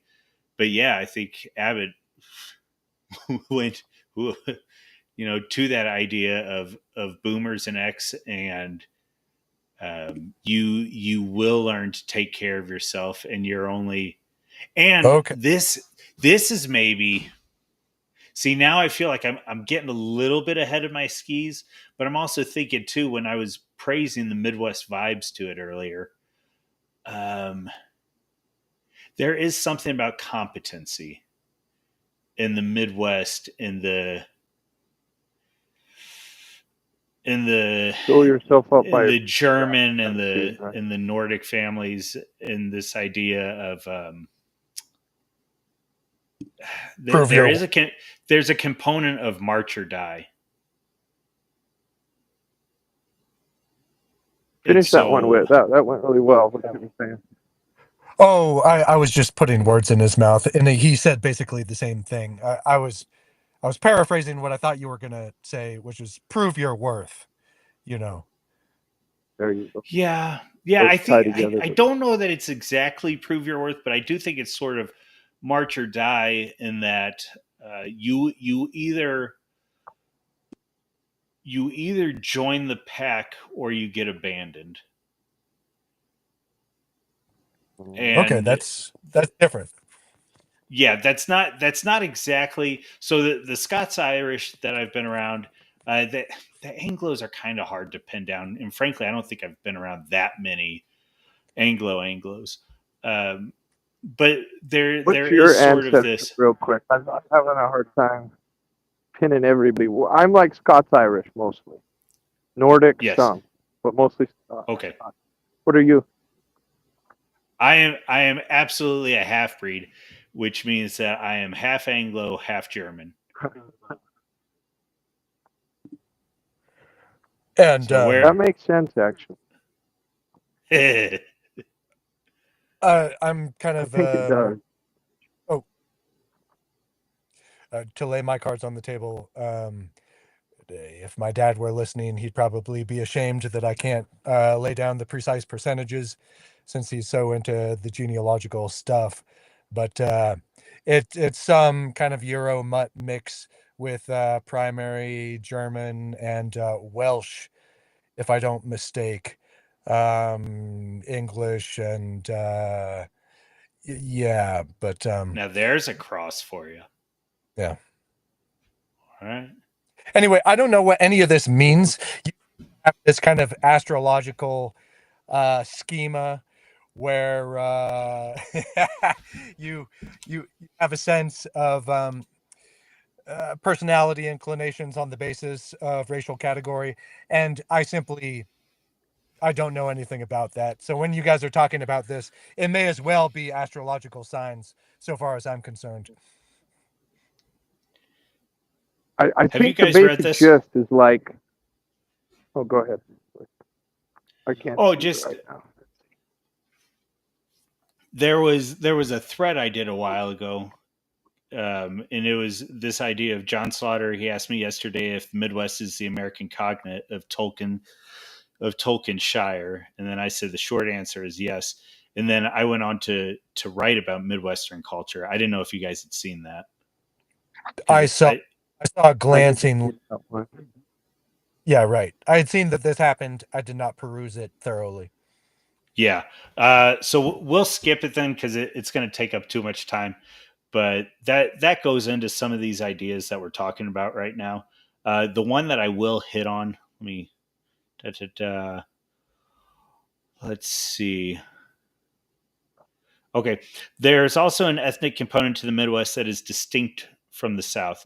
To be vulgar, in the Midwest, your ethnicity is proven by what you do and how hard you work. The line between the gentry and the peasant is thinner. Example given Frodo and Sam. This is grounded on the heavy German continental blood of the Great Lakes Rust Belt region. We don't have many statues. Our lakes have lighthouses. This is New Germania, and the English who remained were okay because they worked hard. Our fathers are the greatest men we know because they can outbuild us and outwork us. Individual achievement isn't particularly meaningful except in how it betters the group. And so I think that dives in. Like I said, I won't go through the whole thread. Well, I think it's worthy reading, but of course I wrote it, so I think so. of course. Well, I see where the die thing comes in now. That you were alluding to, March or The Die. I which mean, one? that's what March or Die was Oh where yeah, we tangent. Um, I see that in what you just read for sure. If it benefits the collective, by all means, but if it's just a kind of solo venture, then who the hell cares? Is the basic idea. right. Okay. Yeah, and And you that's don't more want to Germanic, you don't want to. right? What's that? That's more the Germanic, right? The Anglos are kind of Yes. Yeah. individualists, uh, Right. the Well, and frontiers, so and the Germans are kind of the collectivist builders of the trees left behind, kind of, right? yes, and the Yeah. other part of that is with my experience with the Scots Irish, and then with my Anglo side, it's not that you can't do anything wrong, but it's that at the end of the day, family means something. And so it's less about the group per se, and it's more about, well, their family. Family. Yeah. And so, and I think, and so I wonder again, actually, I go back to, I wonder if Home Alone to some degree is the Midwestern film, and a Midwestern film about growth. I don't know. So, but having said all that, I think we've at least made Home Alone clear as mud. So where do we want to rank this guy? Listen, I would have dropped it to commercial probably, but after Interesting. Okay. I for it, I wouldn't say it sucks. Um, that wouldn't have been my inclination because I think Yeah. there is a kind of nostalgic attachment that I retain even after all Okay. these years, in spite of what I said about Kevin's character and not showing it to my kids. Yeah.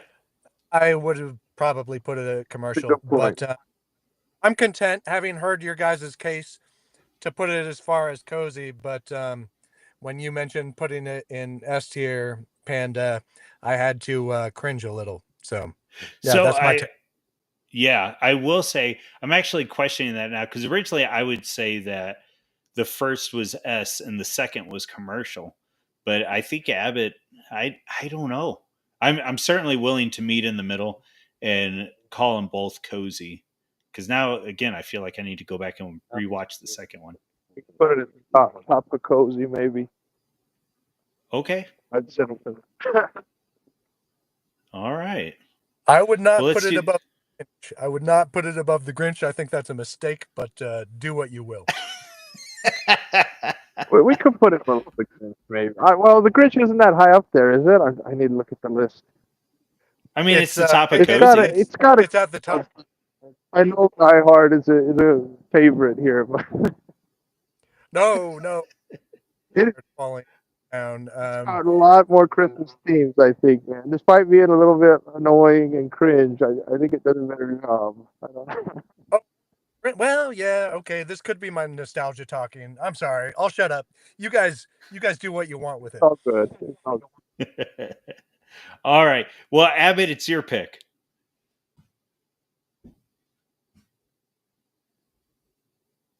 good. Oh, did we lose him? Where is the Grinch there? That one's Yes. below. We, Let's just put it at the top. We've had just so much discussion about it. I think there's a lot of okay. symbolism and different things we've uncovered. Let's just put it top cozy. Maybe you can hate me Okay. with. It's okay. We'll have to disagree. Agree to disagree. Very well. All right, Abbott, it's your pick. What movie are we going to next? Oh man. And as I'm looking at this, I think we're going into week 3. Yeah, I think we're still gonna have a few left over, right? I kind of want to save some of the good ones. I want to save Miracle on 34th because that one needs quite a bit of time. Why don't I'm we close down if on the you guys have the Nativity? time for it. We can Yeah, I do can Miracle on make time. 34th Street if you guys got the time for it. What What do you I'm think, going Whit? to How much? what I was going to suggest here was that since Abbott, you wish for Miracle on 34th Street to wait for the end, and because Panda, you mentioned that, yeah, there would obviously be an additional stream beyond this one. I'm going to suggest, because I can't speak sensibly on any of these remaining titles, I don't believe. I'm going to suggest that perhaps you ought to pick something of lesser weight for tonight, Yeah. perhaps to put a lid on Okay. it. And you can bring in someone who can speak more intelligently on that subject, since it sounds like it's fairly dear to your heart, Grenfield. Well, That so sounds good to me. That sounds it good to is me. funny that you mentioned that because he messaged and said, "Yeah, you picked the right version." So I'm excited to hear his analysis. Um, let's see, Grimfield. I think did you throw up the nativity story? Yeah, we could do that one. Okay, I think we'll that's a start good it out one. in The commercial. simple one. You lead us off on now. When I put this one in here, this is a specific title, the nativity story, but I put it in just as a placeholder for nativity stories in general, and that's sort of the thrust I'm trying to go through on this one. So if you just want to think about it in general and lead us off with your thoughts on that. Because I think this is a really good time to broach that topic. We brought it up last time, and I think Whit brought it up this time as well, where there is this kind of desire amongst Christians to produce their own art, and some of it is great, and they can do a really good job with it. And the majority, something about the Protestant work ethic and the average, um, I don't really quite understand it. Maybe you guys can give me your opinion.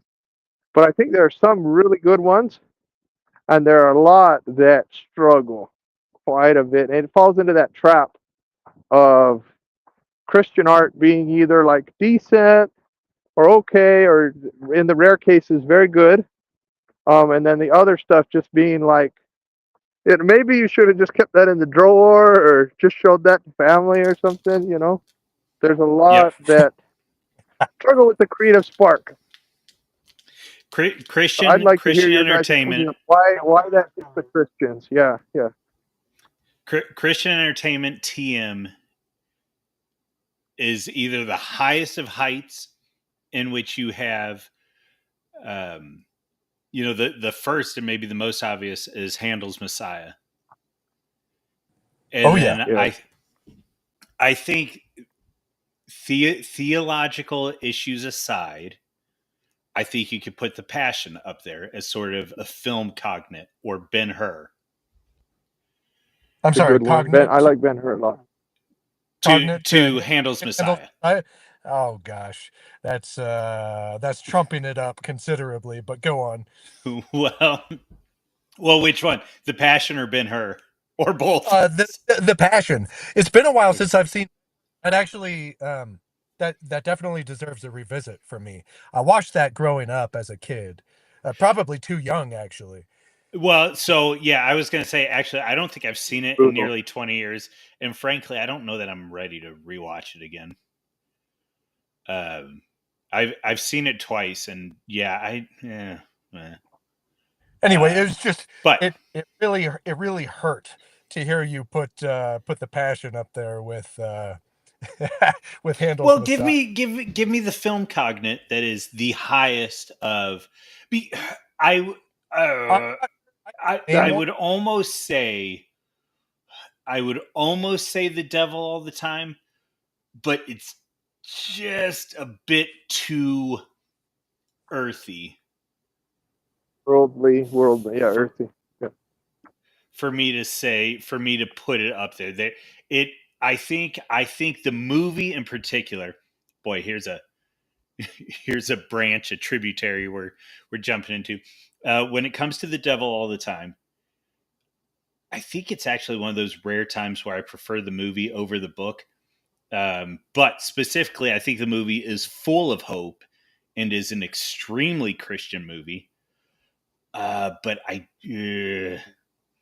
But I don't know that it's Christian in the same way the Messiah is.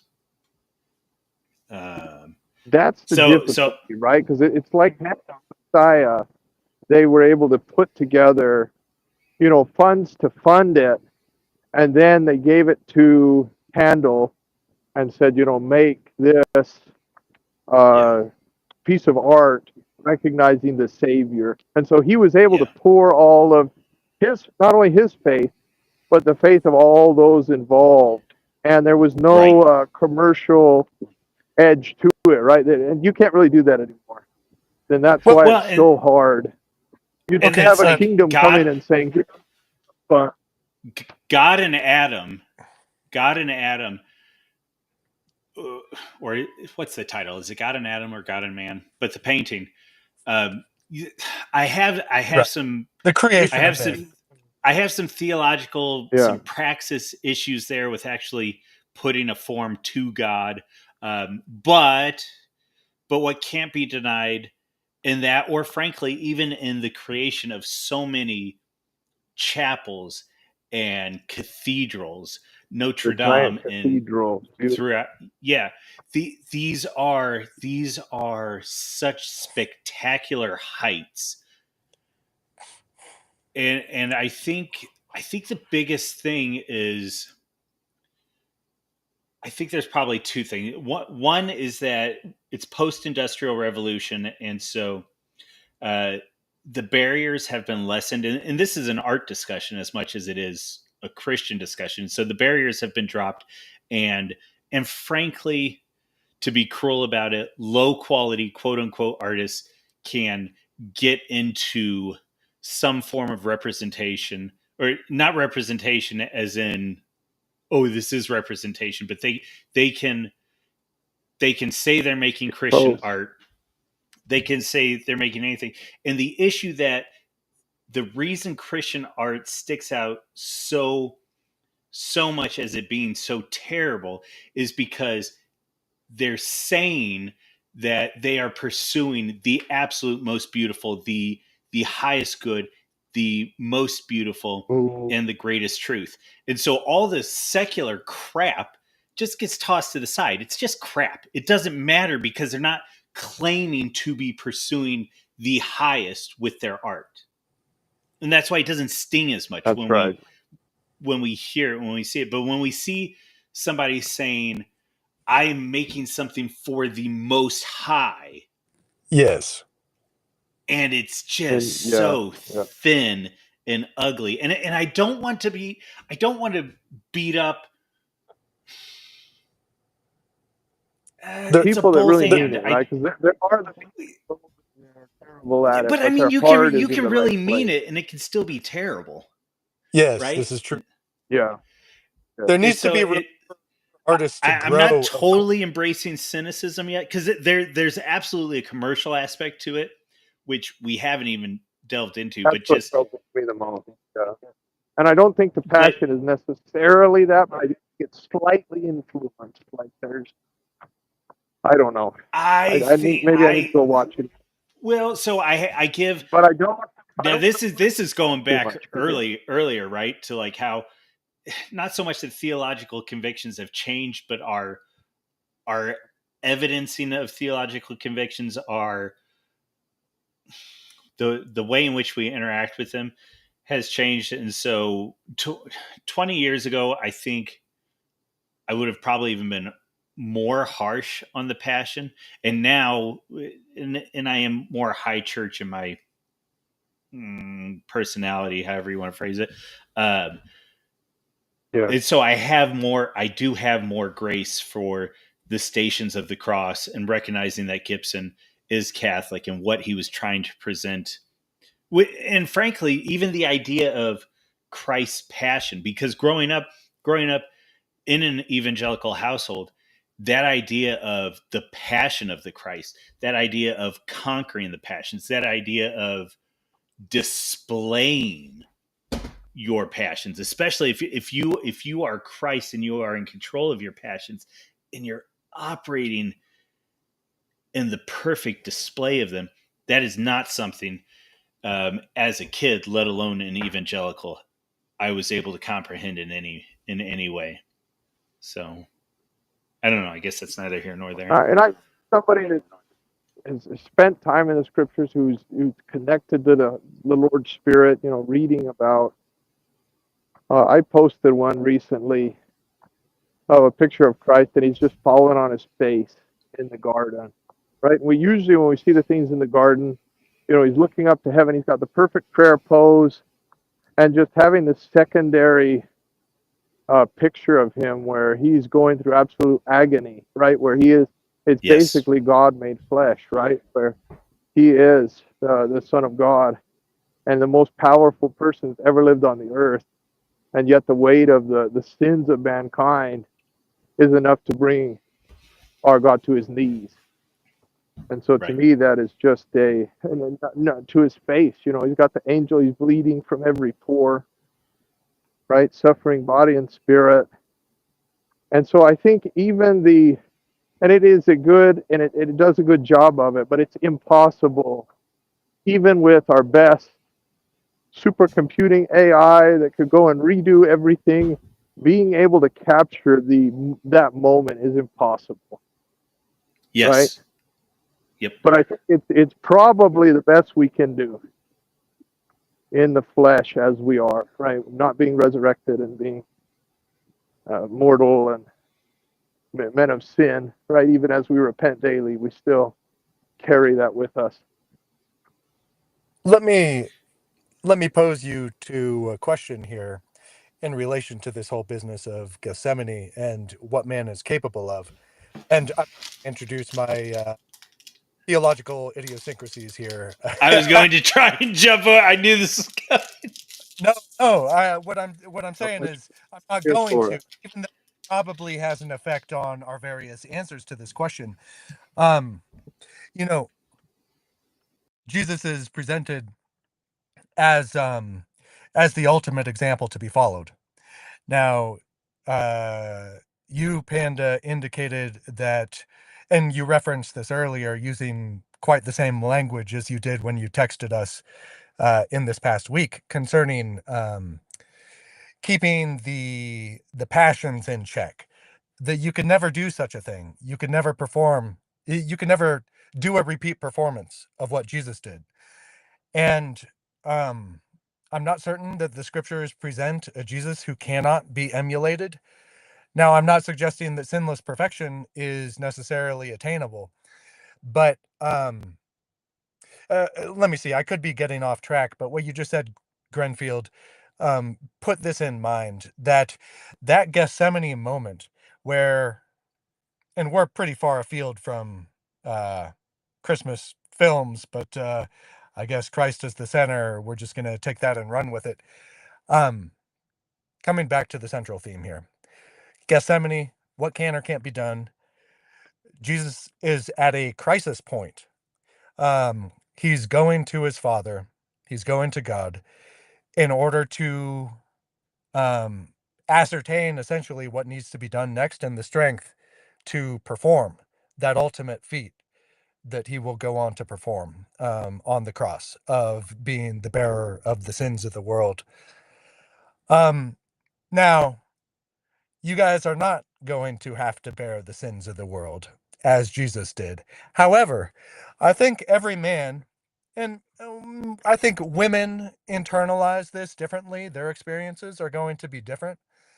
But as a man, I think we are all brought to a kind of a choice point, let's call it. That's kind of stupid language. A crisis point, a point at which, well, like the scripture that I referenced earlier, it's either God or mammon, God or money.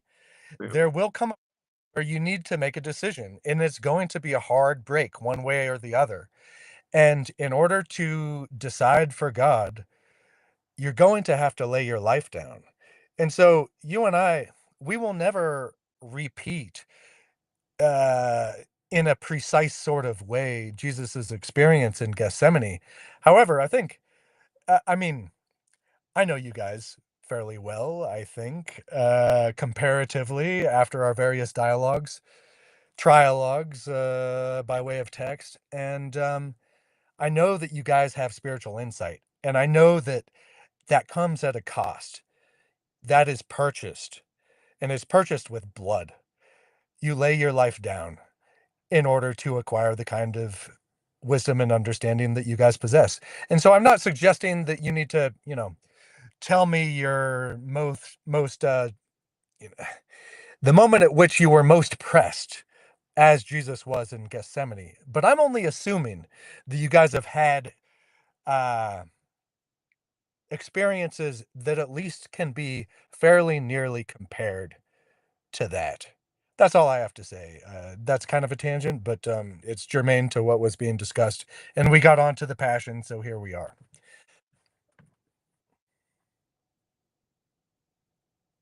No, I really like that. Where it reminds me of the scripture. The Savior's talking to his disciples, and let every man that will follow me, let him take up his cross and follow me. Right, and so we're never Absolutely. going to be able to take.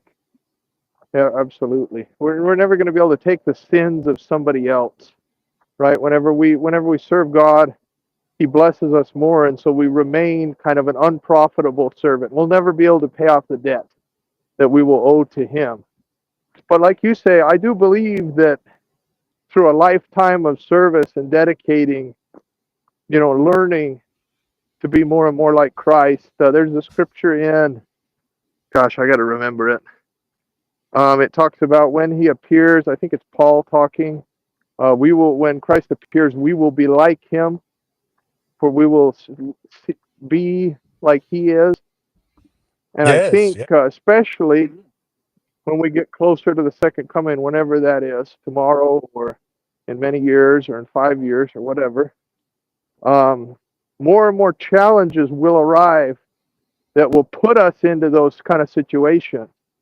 You read about the mark of the beast and different things where you'd basically have to give up the life in Babylon to Right. maybe be like John the Baptist in the wilderness, something like that, right? And like you said, there's going to be moments. I've had a few, but I just have this feeling that something's coming and that we'll really have this opportunity to choose, do I maintain my comfortable life and have fun and pleasure, or do I choose Christ and abandon mammon at a level that hasn't been asked of previous generations? It just feels like something's on the horizon to me. And maybe that's at the end of my life in, 50, 60 years, or maybe with AI and different things, we will be put into this situation. And so I think it's just important to think like you're thinking, Whit, and focus on becoming like Christ as best we can, using His power in our lives, and readying ourselves day by day for more challenges in the future. So, Whit, I want to jump in there and see if I was understanding either where you were going or where you were. Would it be fair to say when we're talking about media and Christ that we can't emulate these things? Okay, let me preamble this. I'm not taking that A.W. Tozer and whoever else said, "Oh, you can't have Christian movies because it's not a valid form within Scripture." I don't know that Scripture says that, but I don't believe Scripture says that. I'm But feeling on like top I'm of stuck that, between C.S. Lewis here. Like, you guys are doing really good. well, Keep going, kind of. Sorry to interrupt. You're being oh, you're good. You're good. C.S. Lewis, Protestant. I don't think that film is necessarily a forbidden form, like some of the fundamentalists argued in the 20th century. But it is sort of the idea that we're trying to take divine things and we're trying to manufacture them when they are such an otherworldly thing, and they are such, again, a divine, a transcendent thing that humans can't. They can participate in them when they are true, but they can't recreate them because otherwise they would be human rather than divine. Now, I don't know if that's your actual argument, or if that's me sort of inserting my argument into this conversation on media. I'm not entirely certain I understood that last bit, which your whole spiel seemed to hinge upon. Can you reiterate that? Perhaps expand on it a little. The punchline of that tangent. Sure. So, if the things we're talking about are caused by God, how in the world could we replicate that? Because we as the created are trying to act in such a way that only the creator is capable of, and it gets blurred because, damn it, we're back to Tolkien. But there is the idea of subcreation, which is to say, God gave us our canvas, and we can create on our canvas, and we can combine, and we can do things, but we can only create on the medium that God gave us, with the mediums that He gave us to create with, right? And so God gave us cold press paper, and He gave us watercolors. But we want to paint with acrylics, but we don't have access to that because we're not God. And so when we're trying to make art on a God level, we're incapable of it. Okay, does art bring that into the clearest form and the clearest realization of how low our capability is in light of this highest thing that we're trying to portray, that we're trying to emulate, that we're trying to display? Yes, I think I do understand you now. You can hear me all right? Yes. Yeah. Okay. Yeah. Two things went through my head as you were saying what you were saying, and I guess this kind of brings up the cessationist thing, whether or not whatever the gifts of the spirit, whether there was a a tidy end to that period, and such things are no longer possible any longer. I was just reading to the kids the bit about is it Elijah, not Elisha? Perhaps they both did it. Um, resurrected, uh, or raised. Um, let me see. It Raised was from the dead, right? yeah, Right. Elijah stayed woman, widow. Um, what was it, Zarephath or wherever? In any event, Mm-hmm. all I mean to point by bringing Ja. him up. I think it's the Ja, but sorry to interrupt that. Yeah, Keep going. that's fine. Wax pedantic on me. That's cool. I have no problem being things.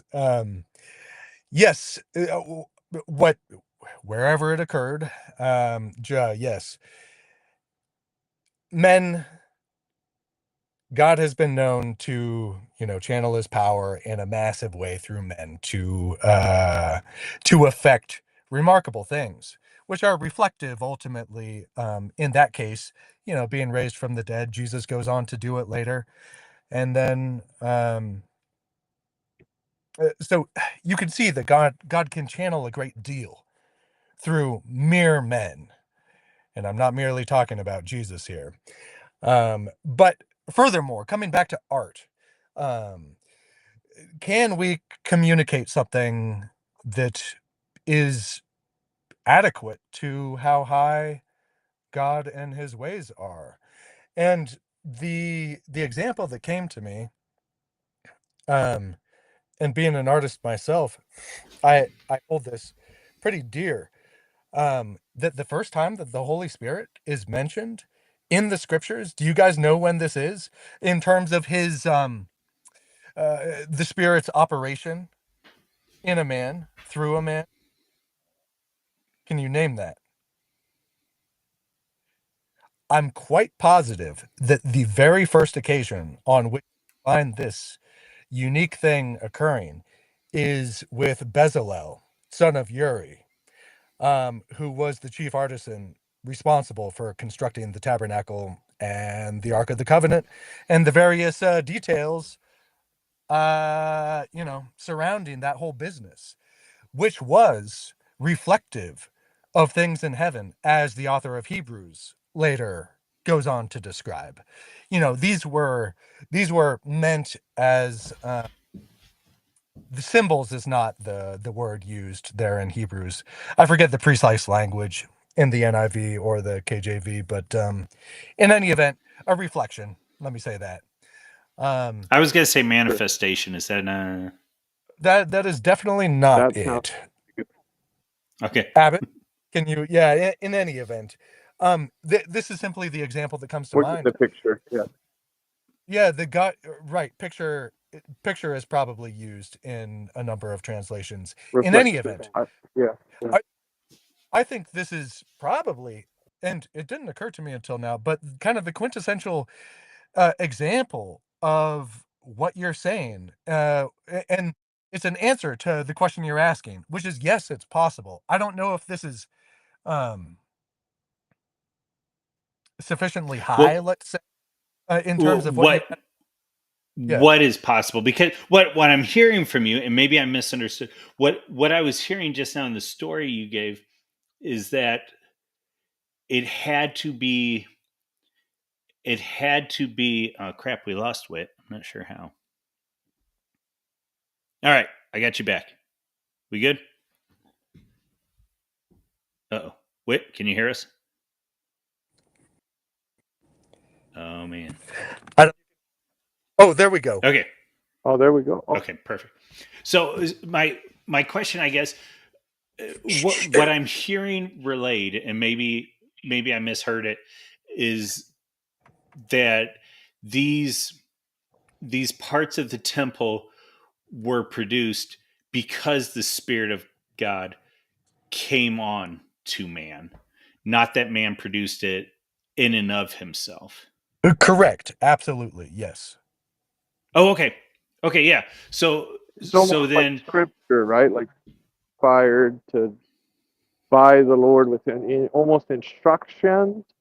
How would you right, relate sort of that? that idea of inspired rather than written, which gets into a whole, I mean, that's a dangerous word, inspired. Okay, so where I'm going with all this, it's almost like, have we all read Watership Down? I know Wit has. Have you read it, Uh, Abbott? Yeah, yeah. The Okay, bunny one. so Yep. we can see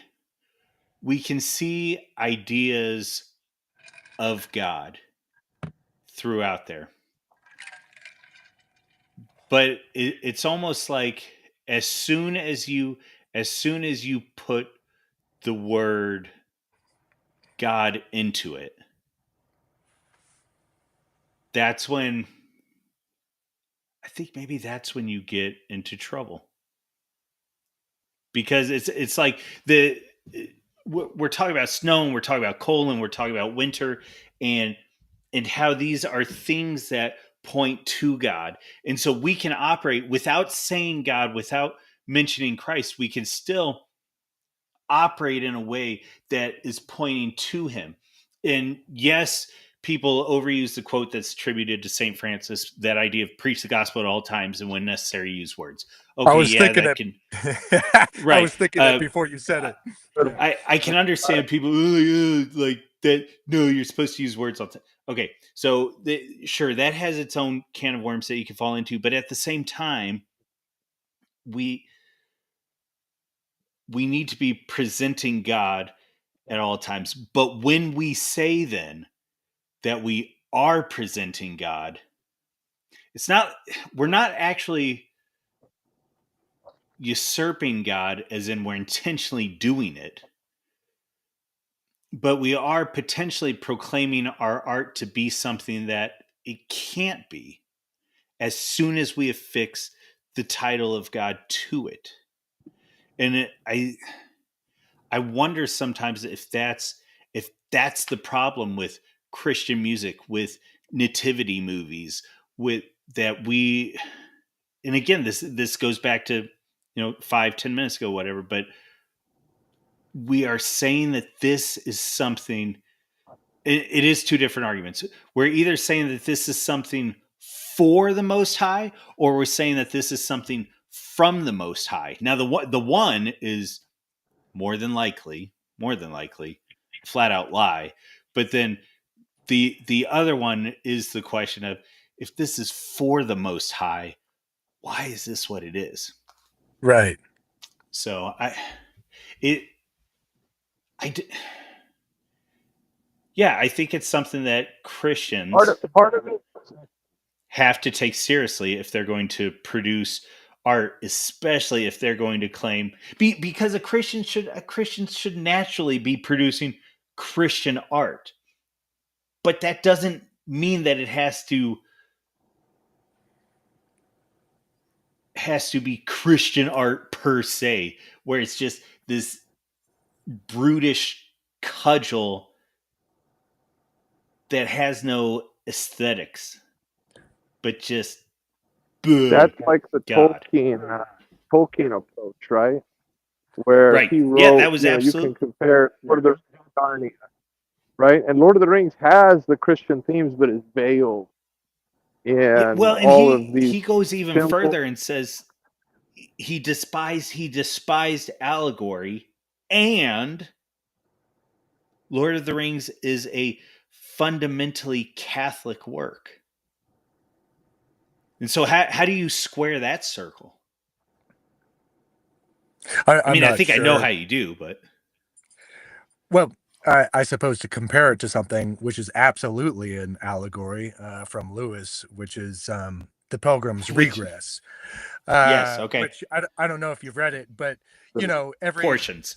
every character is labeled in this very explicit fashion, or Yeah, because mostly it's explicit. quasi Bunyan, it's pseudo Yes, Bunyan. yes, Yeah, right. I actually really like it. It's one of my favorite Lewis works. Yeah. It makes me laugh a lot of the dialogue. But anyway, that's an aside. But I merely mean that I think when he says that he despises allegory, Tolkien, that is, um, what he wrote there, that's not allegory in the sort of Bunyan-esque, sort of flat-footed sense. And I don't mean that as a pejorative. I just mean, every character is labeled very explicitly. You know what they stand for. In Tolkien's case, it's to use Grenfield's language. Yes, it's veiled. It's not explicit allegory. So I don't think the circle needs to be squared. The way you pose the question. That's fair, and I do think there is, not to wash away everything we've said, but let's take Bunyan. I do think their earnestness, earnestness and sincerity can cover a multitude of sins. And so when you look at somebody like Bunyan, it I don't even know if ham-fisted is the right way to describe it. It's just right there. Yeah, I said flat-footed, but again, I didn't mean that No, as I a think that was a pejorative. great way of, yeah. I didn't mean it as a pejorative. I wouldn't have said ham-fisted because that is a pejorative, at least in my Yeah. lexicon. Yeah. No, you're No, right. Bunyan is a different style of art. It is allegory, in a way that Tolkien's is not. So, yeah. Yeah. Well, and I guess you could say the same thing with Dante. He's saying this is how it goes. Um, and so there might be theological issues in there, but there is also this recognition of him taking the forms and being entirely direct.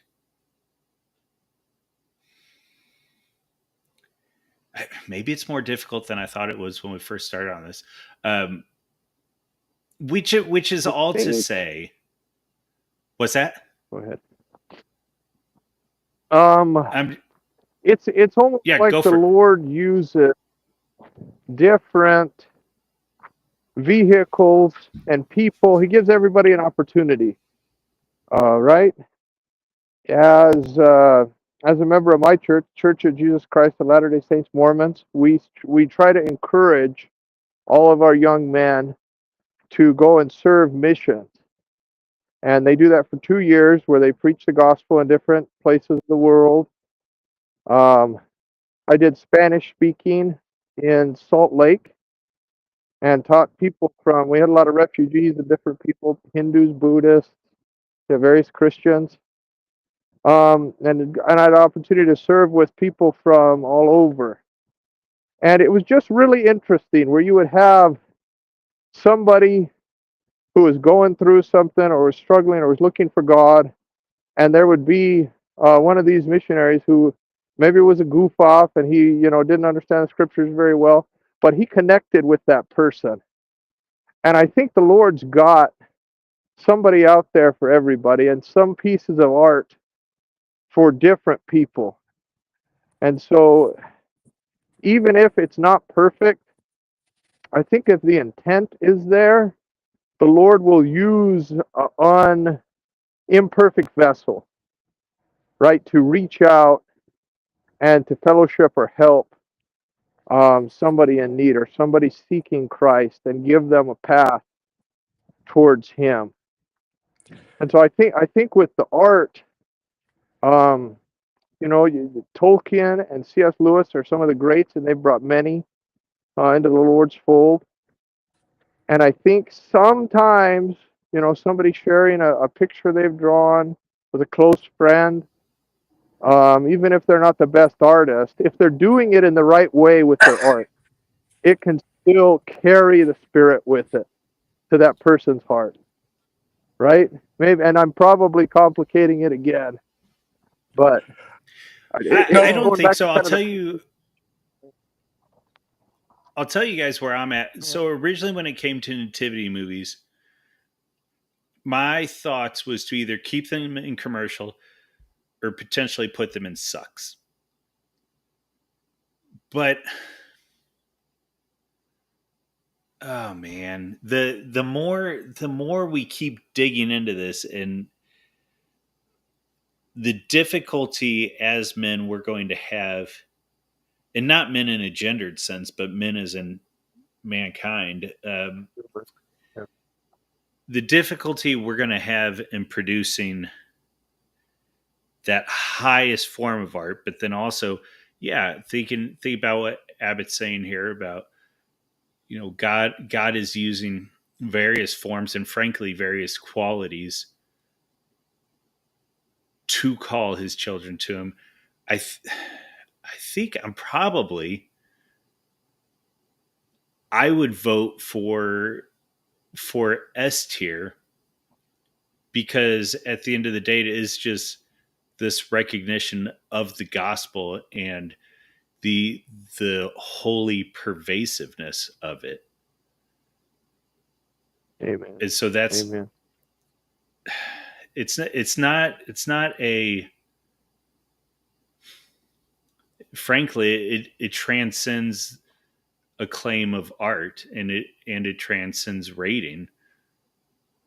I guess from a stream standpoint, it's like, why do we even go down this road? But no, I think it was a worthy. Yeah, I mean, maybe nativity movies are unrankable in and of themselves. I don't want to give Christian art a pass for laziness or ugh. But I I think you am, touched on the key there, where it's the message it's carrying, right, about the yeah, birth of our Lord and displaying Scripture, even in its imperfect form. It's the best we've got for people that are visually oriented like that, right, to help them understand. yeah. Where are you at, Whit? Well, I actually can't really speak directly to these, partly because I'm uncertain even what you mean by the category. Um, Yeah. I Yeah, I'm only assuming, having grown up in and around a church, Presbyterian church specifically.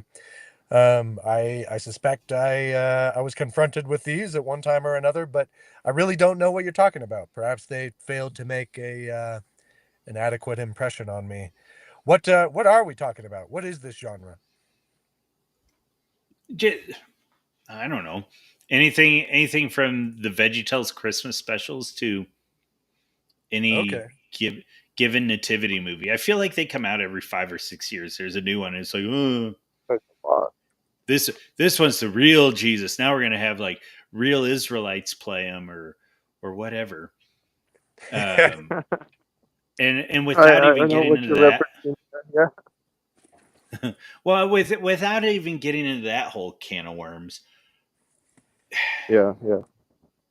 it's just, Bible movies. I guess we wouldn't even have to specifically say nativities, but Bible movies. But I feel like in the past 2 decades, there's been at least 3 different nativity movies that came out.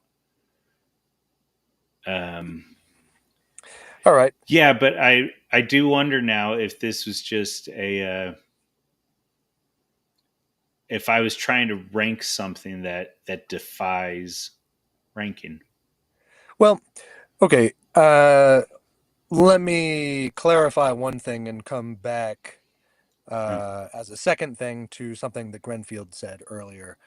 Um, the first matter in terms of your tier list and what constitutes, like what makes this is Christmas. That's what it says at the top, Mm-hmm. S tier.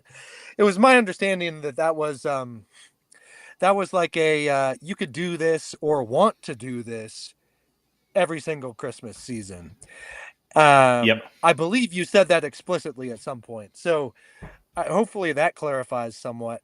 Um, Yeah, what you're talking it's the about, absolute capture and emblem of Christmas right? and of the light coming into the darkness, of Christ coming into the world. But it also, I mean, this tier list also has something to do with quality, right? Which comes back to my second thing that I wanted Yeah. to point out. Because if it's not quality, it's not going to make it up there to that S tier level. Um, Mhm.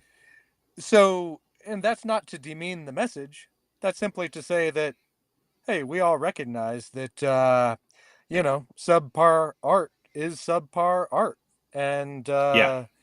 it will never be something that you come back to again and again and again because it doesn't present a very high aesthetic example, which is Yeah. fairly essential. Coming back to Bezalel, son of Uri, the artist responsible for making the tabernacle stuff, um, that was all to be made in a very specific way, and one can only assume. In fact, you don't have to assume. It says it in the scriptures that he was a very competent man.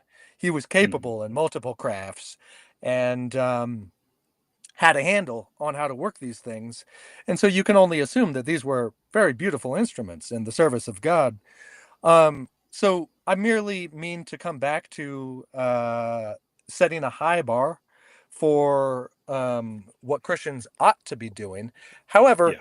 we all fall short of the glory of God to abuse that passage and apply it to a differing context here. Right. Right. Um, Well, Coming that's I back was to thinking of Isaiah and filthy rags earlier. So yeah. yes, Yeah, good yes, point. good. Well, so coming back to what you said a little earlier, Grenfield, um, and I thank you for grounding us because when it comes to what is capable of communicating God's message, like we are all very misshapen vessels when it comes to communicating the living water, and you know, uh, we all fall. and and Yes, we yet do. and yet there is we retain the capacity to communicate God's message and God's spirit to people who are then capable of taking that and running with it and doing the same in the lives of others. And this is how the gospel spread. And it did not merely spread by means of ubermensch apostles who were capable of everything in the world. Rather, um Use very weak Mark. people. Use Mark. Very. Yeah. I'll leave that to you after I'm done, and I'll wrap this up very shortly. But Grenfield, what you said earlier, it was humbling because I can often become an artistic, like a high-minded elitist snob when it comes to um, artistic standards, as though nothing short of the highest art is capable of communicating anything respecting the Most High God. And that's simply not true. What you said about, someone very lovingly creating something that a piece of work that's very faulty, and yet it is quite capable of touching the hearts of those lives adjacent to that person. That is true. It's absolutely true and cannot be ignored in spite of the fact that what we want is for Christian art to be of the highest quality possible. So both things can be true at the same time. Back to you, Panda.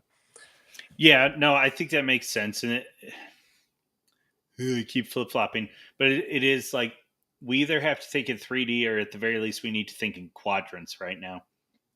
And so if your vertical axis is saying high art and low art, and then your horizontal axis is saying low quality and high quality, then you have a one quadrant which we by personality, if not conviction, want to see things in the right topmost quadrant, being high art and high quality. Right. I want to see Handel's Messiah all the time, every day. Right, Yeah, right. everything. Yeah, in the films. Yeah, Yep. And so that, and then, it goes on to be the question of, can the gospel also be seen by something in that lower left quadrant that is not only low art, Christian rap, is also uh, but is also in low quality. And so, yeah, absolutely, the gospel can be there. And so, yeah, if this is, oh, so like I said, I'm back to flip flopping. If this is an examination of high quality, meaningful art,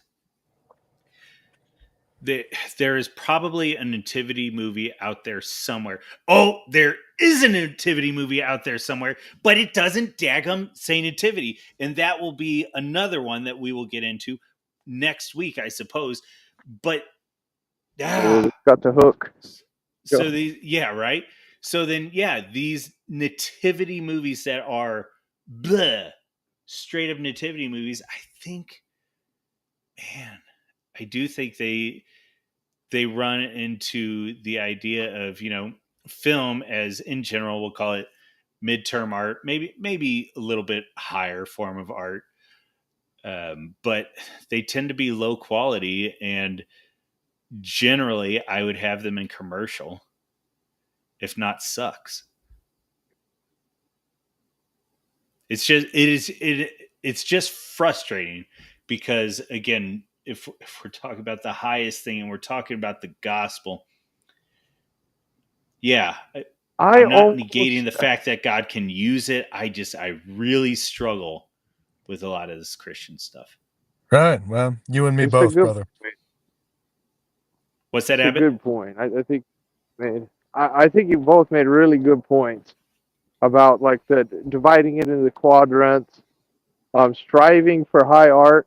I do think you can look at weird things like Temple OS or something, right? The guys that tried to make the operating system for God. Sublime. You compare what Tolkien and C.F. Lewis have done, bringing souls to Christ, and there's going to be no comparison, right? But I do think, in the spirit of remembering the angels, being the meek and the lowly, um, that it's almost like one movie to give a pass to each year, right? Like watch one nativity of your choice, maybe to put all in the always Christmas, but just to kind of keep that Christmas spirit. So that's my argument for it, is to kind of keep that Christmas spirit of trying to stay humble, remembering the meek and the lowly, and trying to capture a little bit of that direct spirit um, of Christmas in our minds, even if the allegorical and the higher art touch us in a better way. It can help us stay on the level. It almost reminds me of the scripture, right? Be as little children, right? Christ talks about that. And there's something about maintaining a little bit of the child alive in you where you can appreciate something that is not perfect. And so that's probably the only movie or only set of movies that I would do this to, and I'd include Bible movies and stuff like that in there too. My kids like to watch VeggieTales. It drives me crazy. I'm not a big fan, but they teach pretty good principles, and so I kind of give it the Yeah. pass, right? I'm like, well, it's hard. So that's my Well, argument for it, but I won't be offended. You guys choose different. I agree on your side too. I see it's a good argument. yeah, and that's it. It is hard because it's both and. But I also think when we started this, and I think Whit referenced this earlier, um, I think a big part of the S tier, even though it was unspoken, but we were saying that this is Christmas, and an absolute component of that is this is the gospel. This is God intervening on behalf of man. And so I think I mean, look at the movies we have up there right now. We've got It's a Wonderful Life, Charlie Brown, and Wonderful, Family Man. Charlie Brown. In all three of those, there is, if there's not an absolute recognition, there's at least the implication that God is intervening on behalf of man. So Yeah, it's a both and. I'm kind of with you, Abby, because I've said multiple times, and I feel like I continue to flip flop on this. But if it comes to an actual tier list, and then recognizing that all the movies we have up in S tier already are proclaiming the gospel, and I was going to say more muted fashion, but I don't think that's entirely fair. In a more subtle and, dare I say, more mature fashion. Because okay, now I'm really going to step into it. One of my great frustrations with Protestantism is it makes such a other of God, and he is so off and separate and holy, which he is holy and he is separate and he is other, but he is pouring himself out in this world. And so when it comes to the Eucharist, when it comes to the sacraments, you can commune with God, and God is invested in his people. He's not just out there, but he is here in the trials and tribulations of man. And I think that's one of the things Protestants kind of have to skirt around sometimes, because there's been such a focus on the holiness of God and the nature of God, that there's this missing understanding that God is here in the nastiness of the fornication and the drug use and the hell on earth that we are so often creating. Um, I think I got kind of lost, but maybe there was something in No there. worries. I thought that was pretty good. What do you think, Whit? What are your thoughts? In terms of what Panda just shared, I've never thought of it in those terms. I've always been like I'm at the opposite side of the table, and as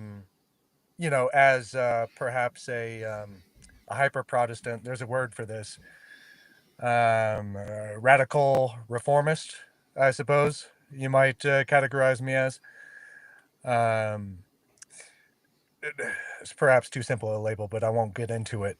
But being on the Protestant side of this, um, I was always under the impression that it was the Catholics who were guilty, if I may use that word, guilty of doing the very thing that was alleged just now that Protestants do.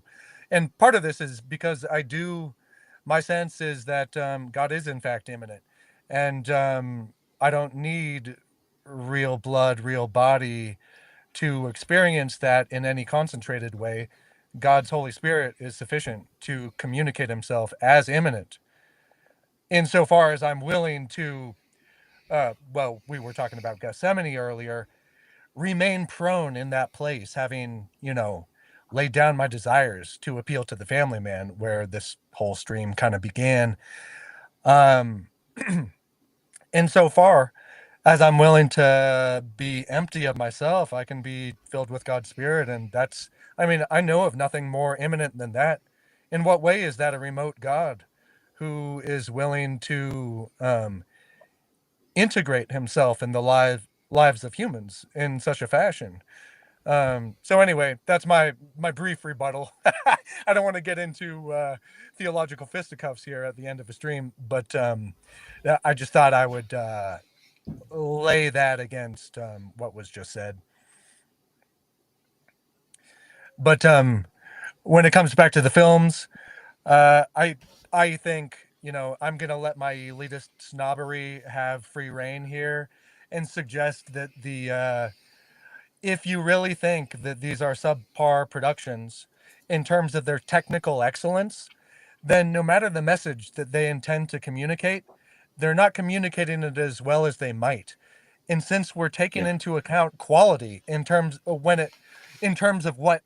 what's suitable for S tier, I would not rank the aforementioned nativity flicks among those top three. Yeah, and I think my frustration is I don't when I come to so I'm wondering honestly if it's a me problem, so to speak, in that when I come to something that calls itself the nativity movie, man, I want to know what and allow me the theological shenanigans or whatever we want to say right now. But By all means. I want to know what the mother of God felt when she was told she was with child. I want to know what Joseph, the man who never spoke in scripture, Right. but Yeah. that we recognize as Saint Joseph the protector. I want to know his pain and angst in the face of God.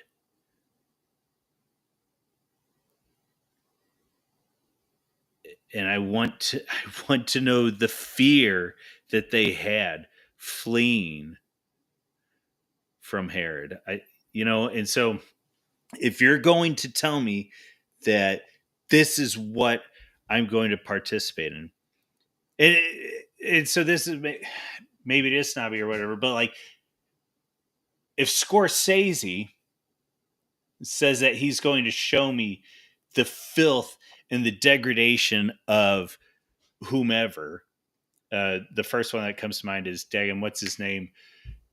Was it Jared or I don't know? The Wolf of Wall Street, right? Like, if he's going to comb those depths, then can't you, in the opposite way, take me to the pain and the redemption and the deliverance and the insertion of the holy that God claims he's doing and that you tell me you're going to show me? And I think it's a hard bar. And I think maybe it's a cruel bar to have for these people that are producing this stuff. But yeah,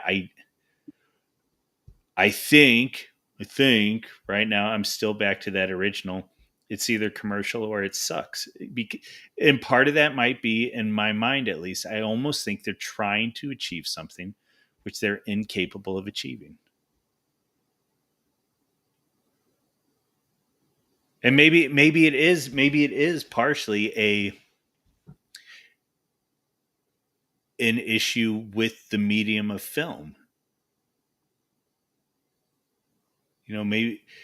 Maybe the church play or the symphony or whatever, the painting, the I mean, we've run through all these examples already. Maybe those are more forgiving mediums to represent the divine and transcendence than film. It You know, might kind of come down to that. yeah, listen, I think you have a really great point there. And I could totally endorse what you just said. I think you're right. I think that yeah, as you phrased it, it's way less forgiving. Um, to come back to something that Abbott said much earlier, an hour or more, I believe. In terms of, you didn't use the term simple people, people who require images rather than words. Um, Right. that film may be a preferable method for communicating the gospel. Let's. Mm. I could go on a tangent here. I met a whole family, a Christian family, who I bumped into on my business rounds, and I was told by them that yeah, we don't go to church. We stay at home. We watch The Chosen. And yeah, look, I can read your features, and I feel the same way. And we could get Sorry, I into shouldn't have we could done that. we can get No, into that on some other no worries. occasion. But this was a real life example where I bumped into people who had essentially, like, replaced their church experience with something on screen. And I'm not certain that I had had any encounters like that previously. Um, I am thinking about, gosh, this is some combination. You'll pardon me, I'm on a bit of a rant here. The Hunchback of Notre Dame, it's either in there, Victor Hugo, or it's in Umberto Eco's The Name of the Rose, um, where one of the main characters goes on an aside and describes how these these images, rot in stone or in the stained glass. These images, exactly like you said, Grenfield, earlier, they communicate what can be communicated of the gospel to an illiterate people. And that has never really satisfied me, that explanation, even as a visual artist. Like, I wish I were that important, but I don't think I am. And I don't think that visual media can ever eclipse the word of God. This thing was given in writing. God's What God had to say, he did in writing, remarkably, for whatever reason, which can only be guessed at. Um, but it I would also call your attention to the fact that as I understand it, the literacy rates were not high at all during the early church days. So most people were getting the gospel communicated to them through their ears by the mouth of another, communicating whatever constituted the word of God at that time. And that's a whole discussion unto itself. But what you just said, Panda, about film being a very unforgiving medium, much more so even than painting, even than music. I think that's because so many moving parts need to be brought into alignment in order for anyone to be able to sit back and say with satisfaction that yes, the gospel is accurately represented here. And another question is, do you want to communicate a particular message to a particular people?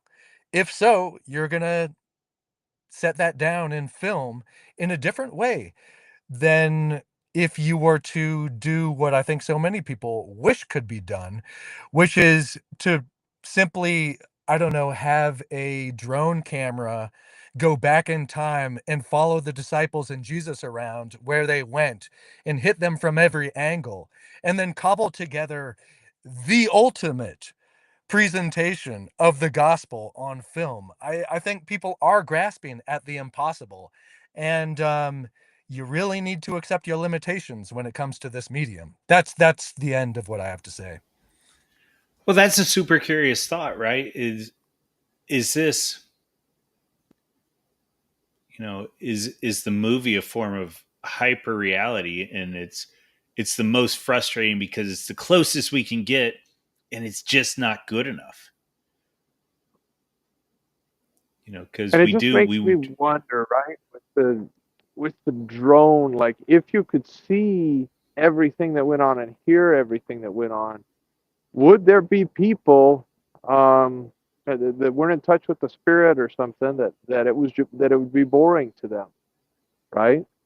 We're so used to just overstimulation that there Right. probably would be people that seeing Christ, even like many of the people of his day, that they wouldn't find it entertaining enough. It's just a scary well thought that to me. that was Lazarus, wasn't it?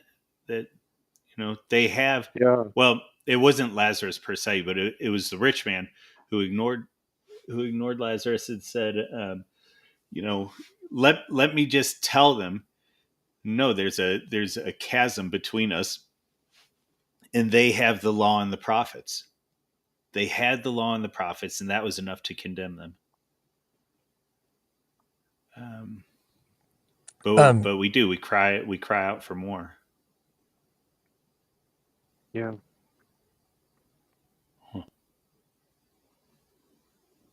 right. That seems that I was going to say that seems like Hey, a decent note to end on, since I'm not certain we're going to get to yeah. another flick tonight.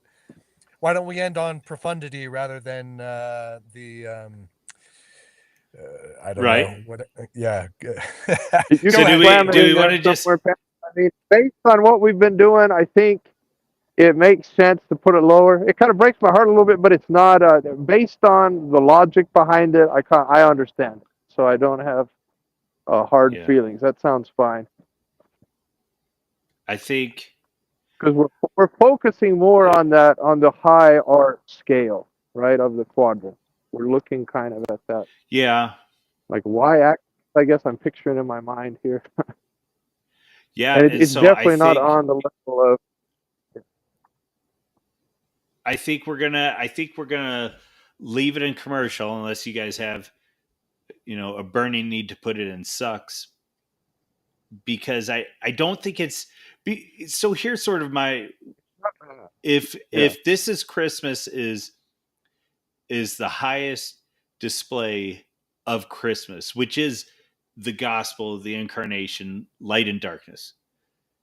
Sucks is the subversion of that, and it is the disconnect from the divine. And I don't think That's so. good. So That's good. I said I was waffling, and actually, I do think I've sort of delineated it more. I don't think that I would put the nativity stuff in sucks, because when we look at Elf, when we look at Rudolph, this is a separation from Christmas, and I don't think the nativity movies are an intentional subversion or separation from Christmas. I just don't think they are the best display of it either. No, that's good. That's good. I appreciate that logic. Yeah. All right. Well, we'll leave nativity stories in there. And with that being said, gentlemen, Abbott, let's start with you. Do some shilling, because we're gonna take off here in a second. I'm just on X right now under Abot Grenfield there, so follow me there for random takes. And a big thank you to Panda J.R. Tolkien and Midwit over here at C.S. Lewis tonight. I thought you guys did great. So I think they'd both be proud. I really think so. You guys are hitting a lot of really good points, and you're following in their footsteps. So. Well, much appreciated. I'm happy to say that I'm LDS approved going from here. Well, anyway, thanks for the kind words, Abbott. You can find me on X at Midwhit, MIDWHIT, where you'll find a link in my profile to my link tree. I'm an artist. I do a variety of things. In addition to a certain amount of writing, which bears on some of these subjects, I alluded earlier to my idiosyncratic theological leanings, some of which you can find written about in my Substack, which is, again, on my link tree at midwhit.bio. I don't think I have your Substack linked. I need to do that. Certainly, both these gentlemen will be linked within. Oh, what do you even call it? I forget the nomenclature. The daggum I description. don't know. The YouTube I drop don't know. down. Yeah, the description. Yeah. Yep. So in the video description, you will find that stuff. So last week, I mentioned a book about leaving a legacy, and that was my encouragement. I wanted to shill that rather than myself. However, this week I got caught flat-footed because I'm down here in my shop as usual, and the book I had intended to bring, I looked around and realized, I didn't bring it down, and I didn't feel like walking back to the house.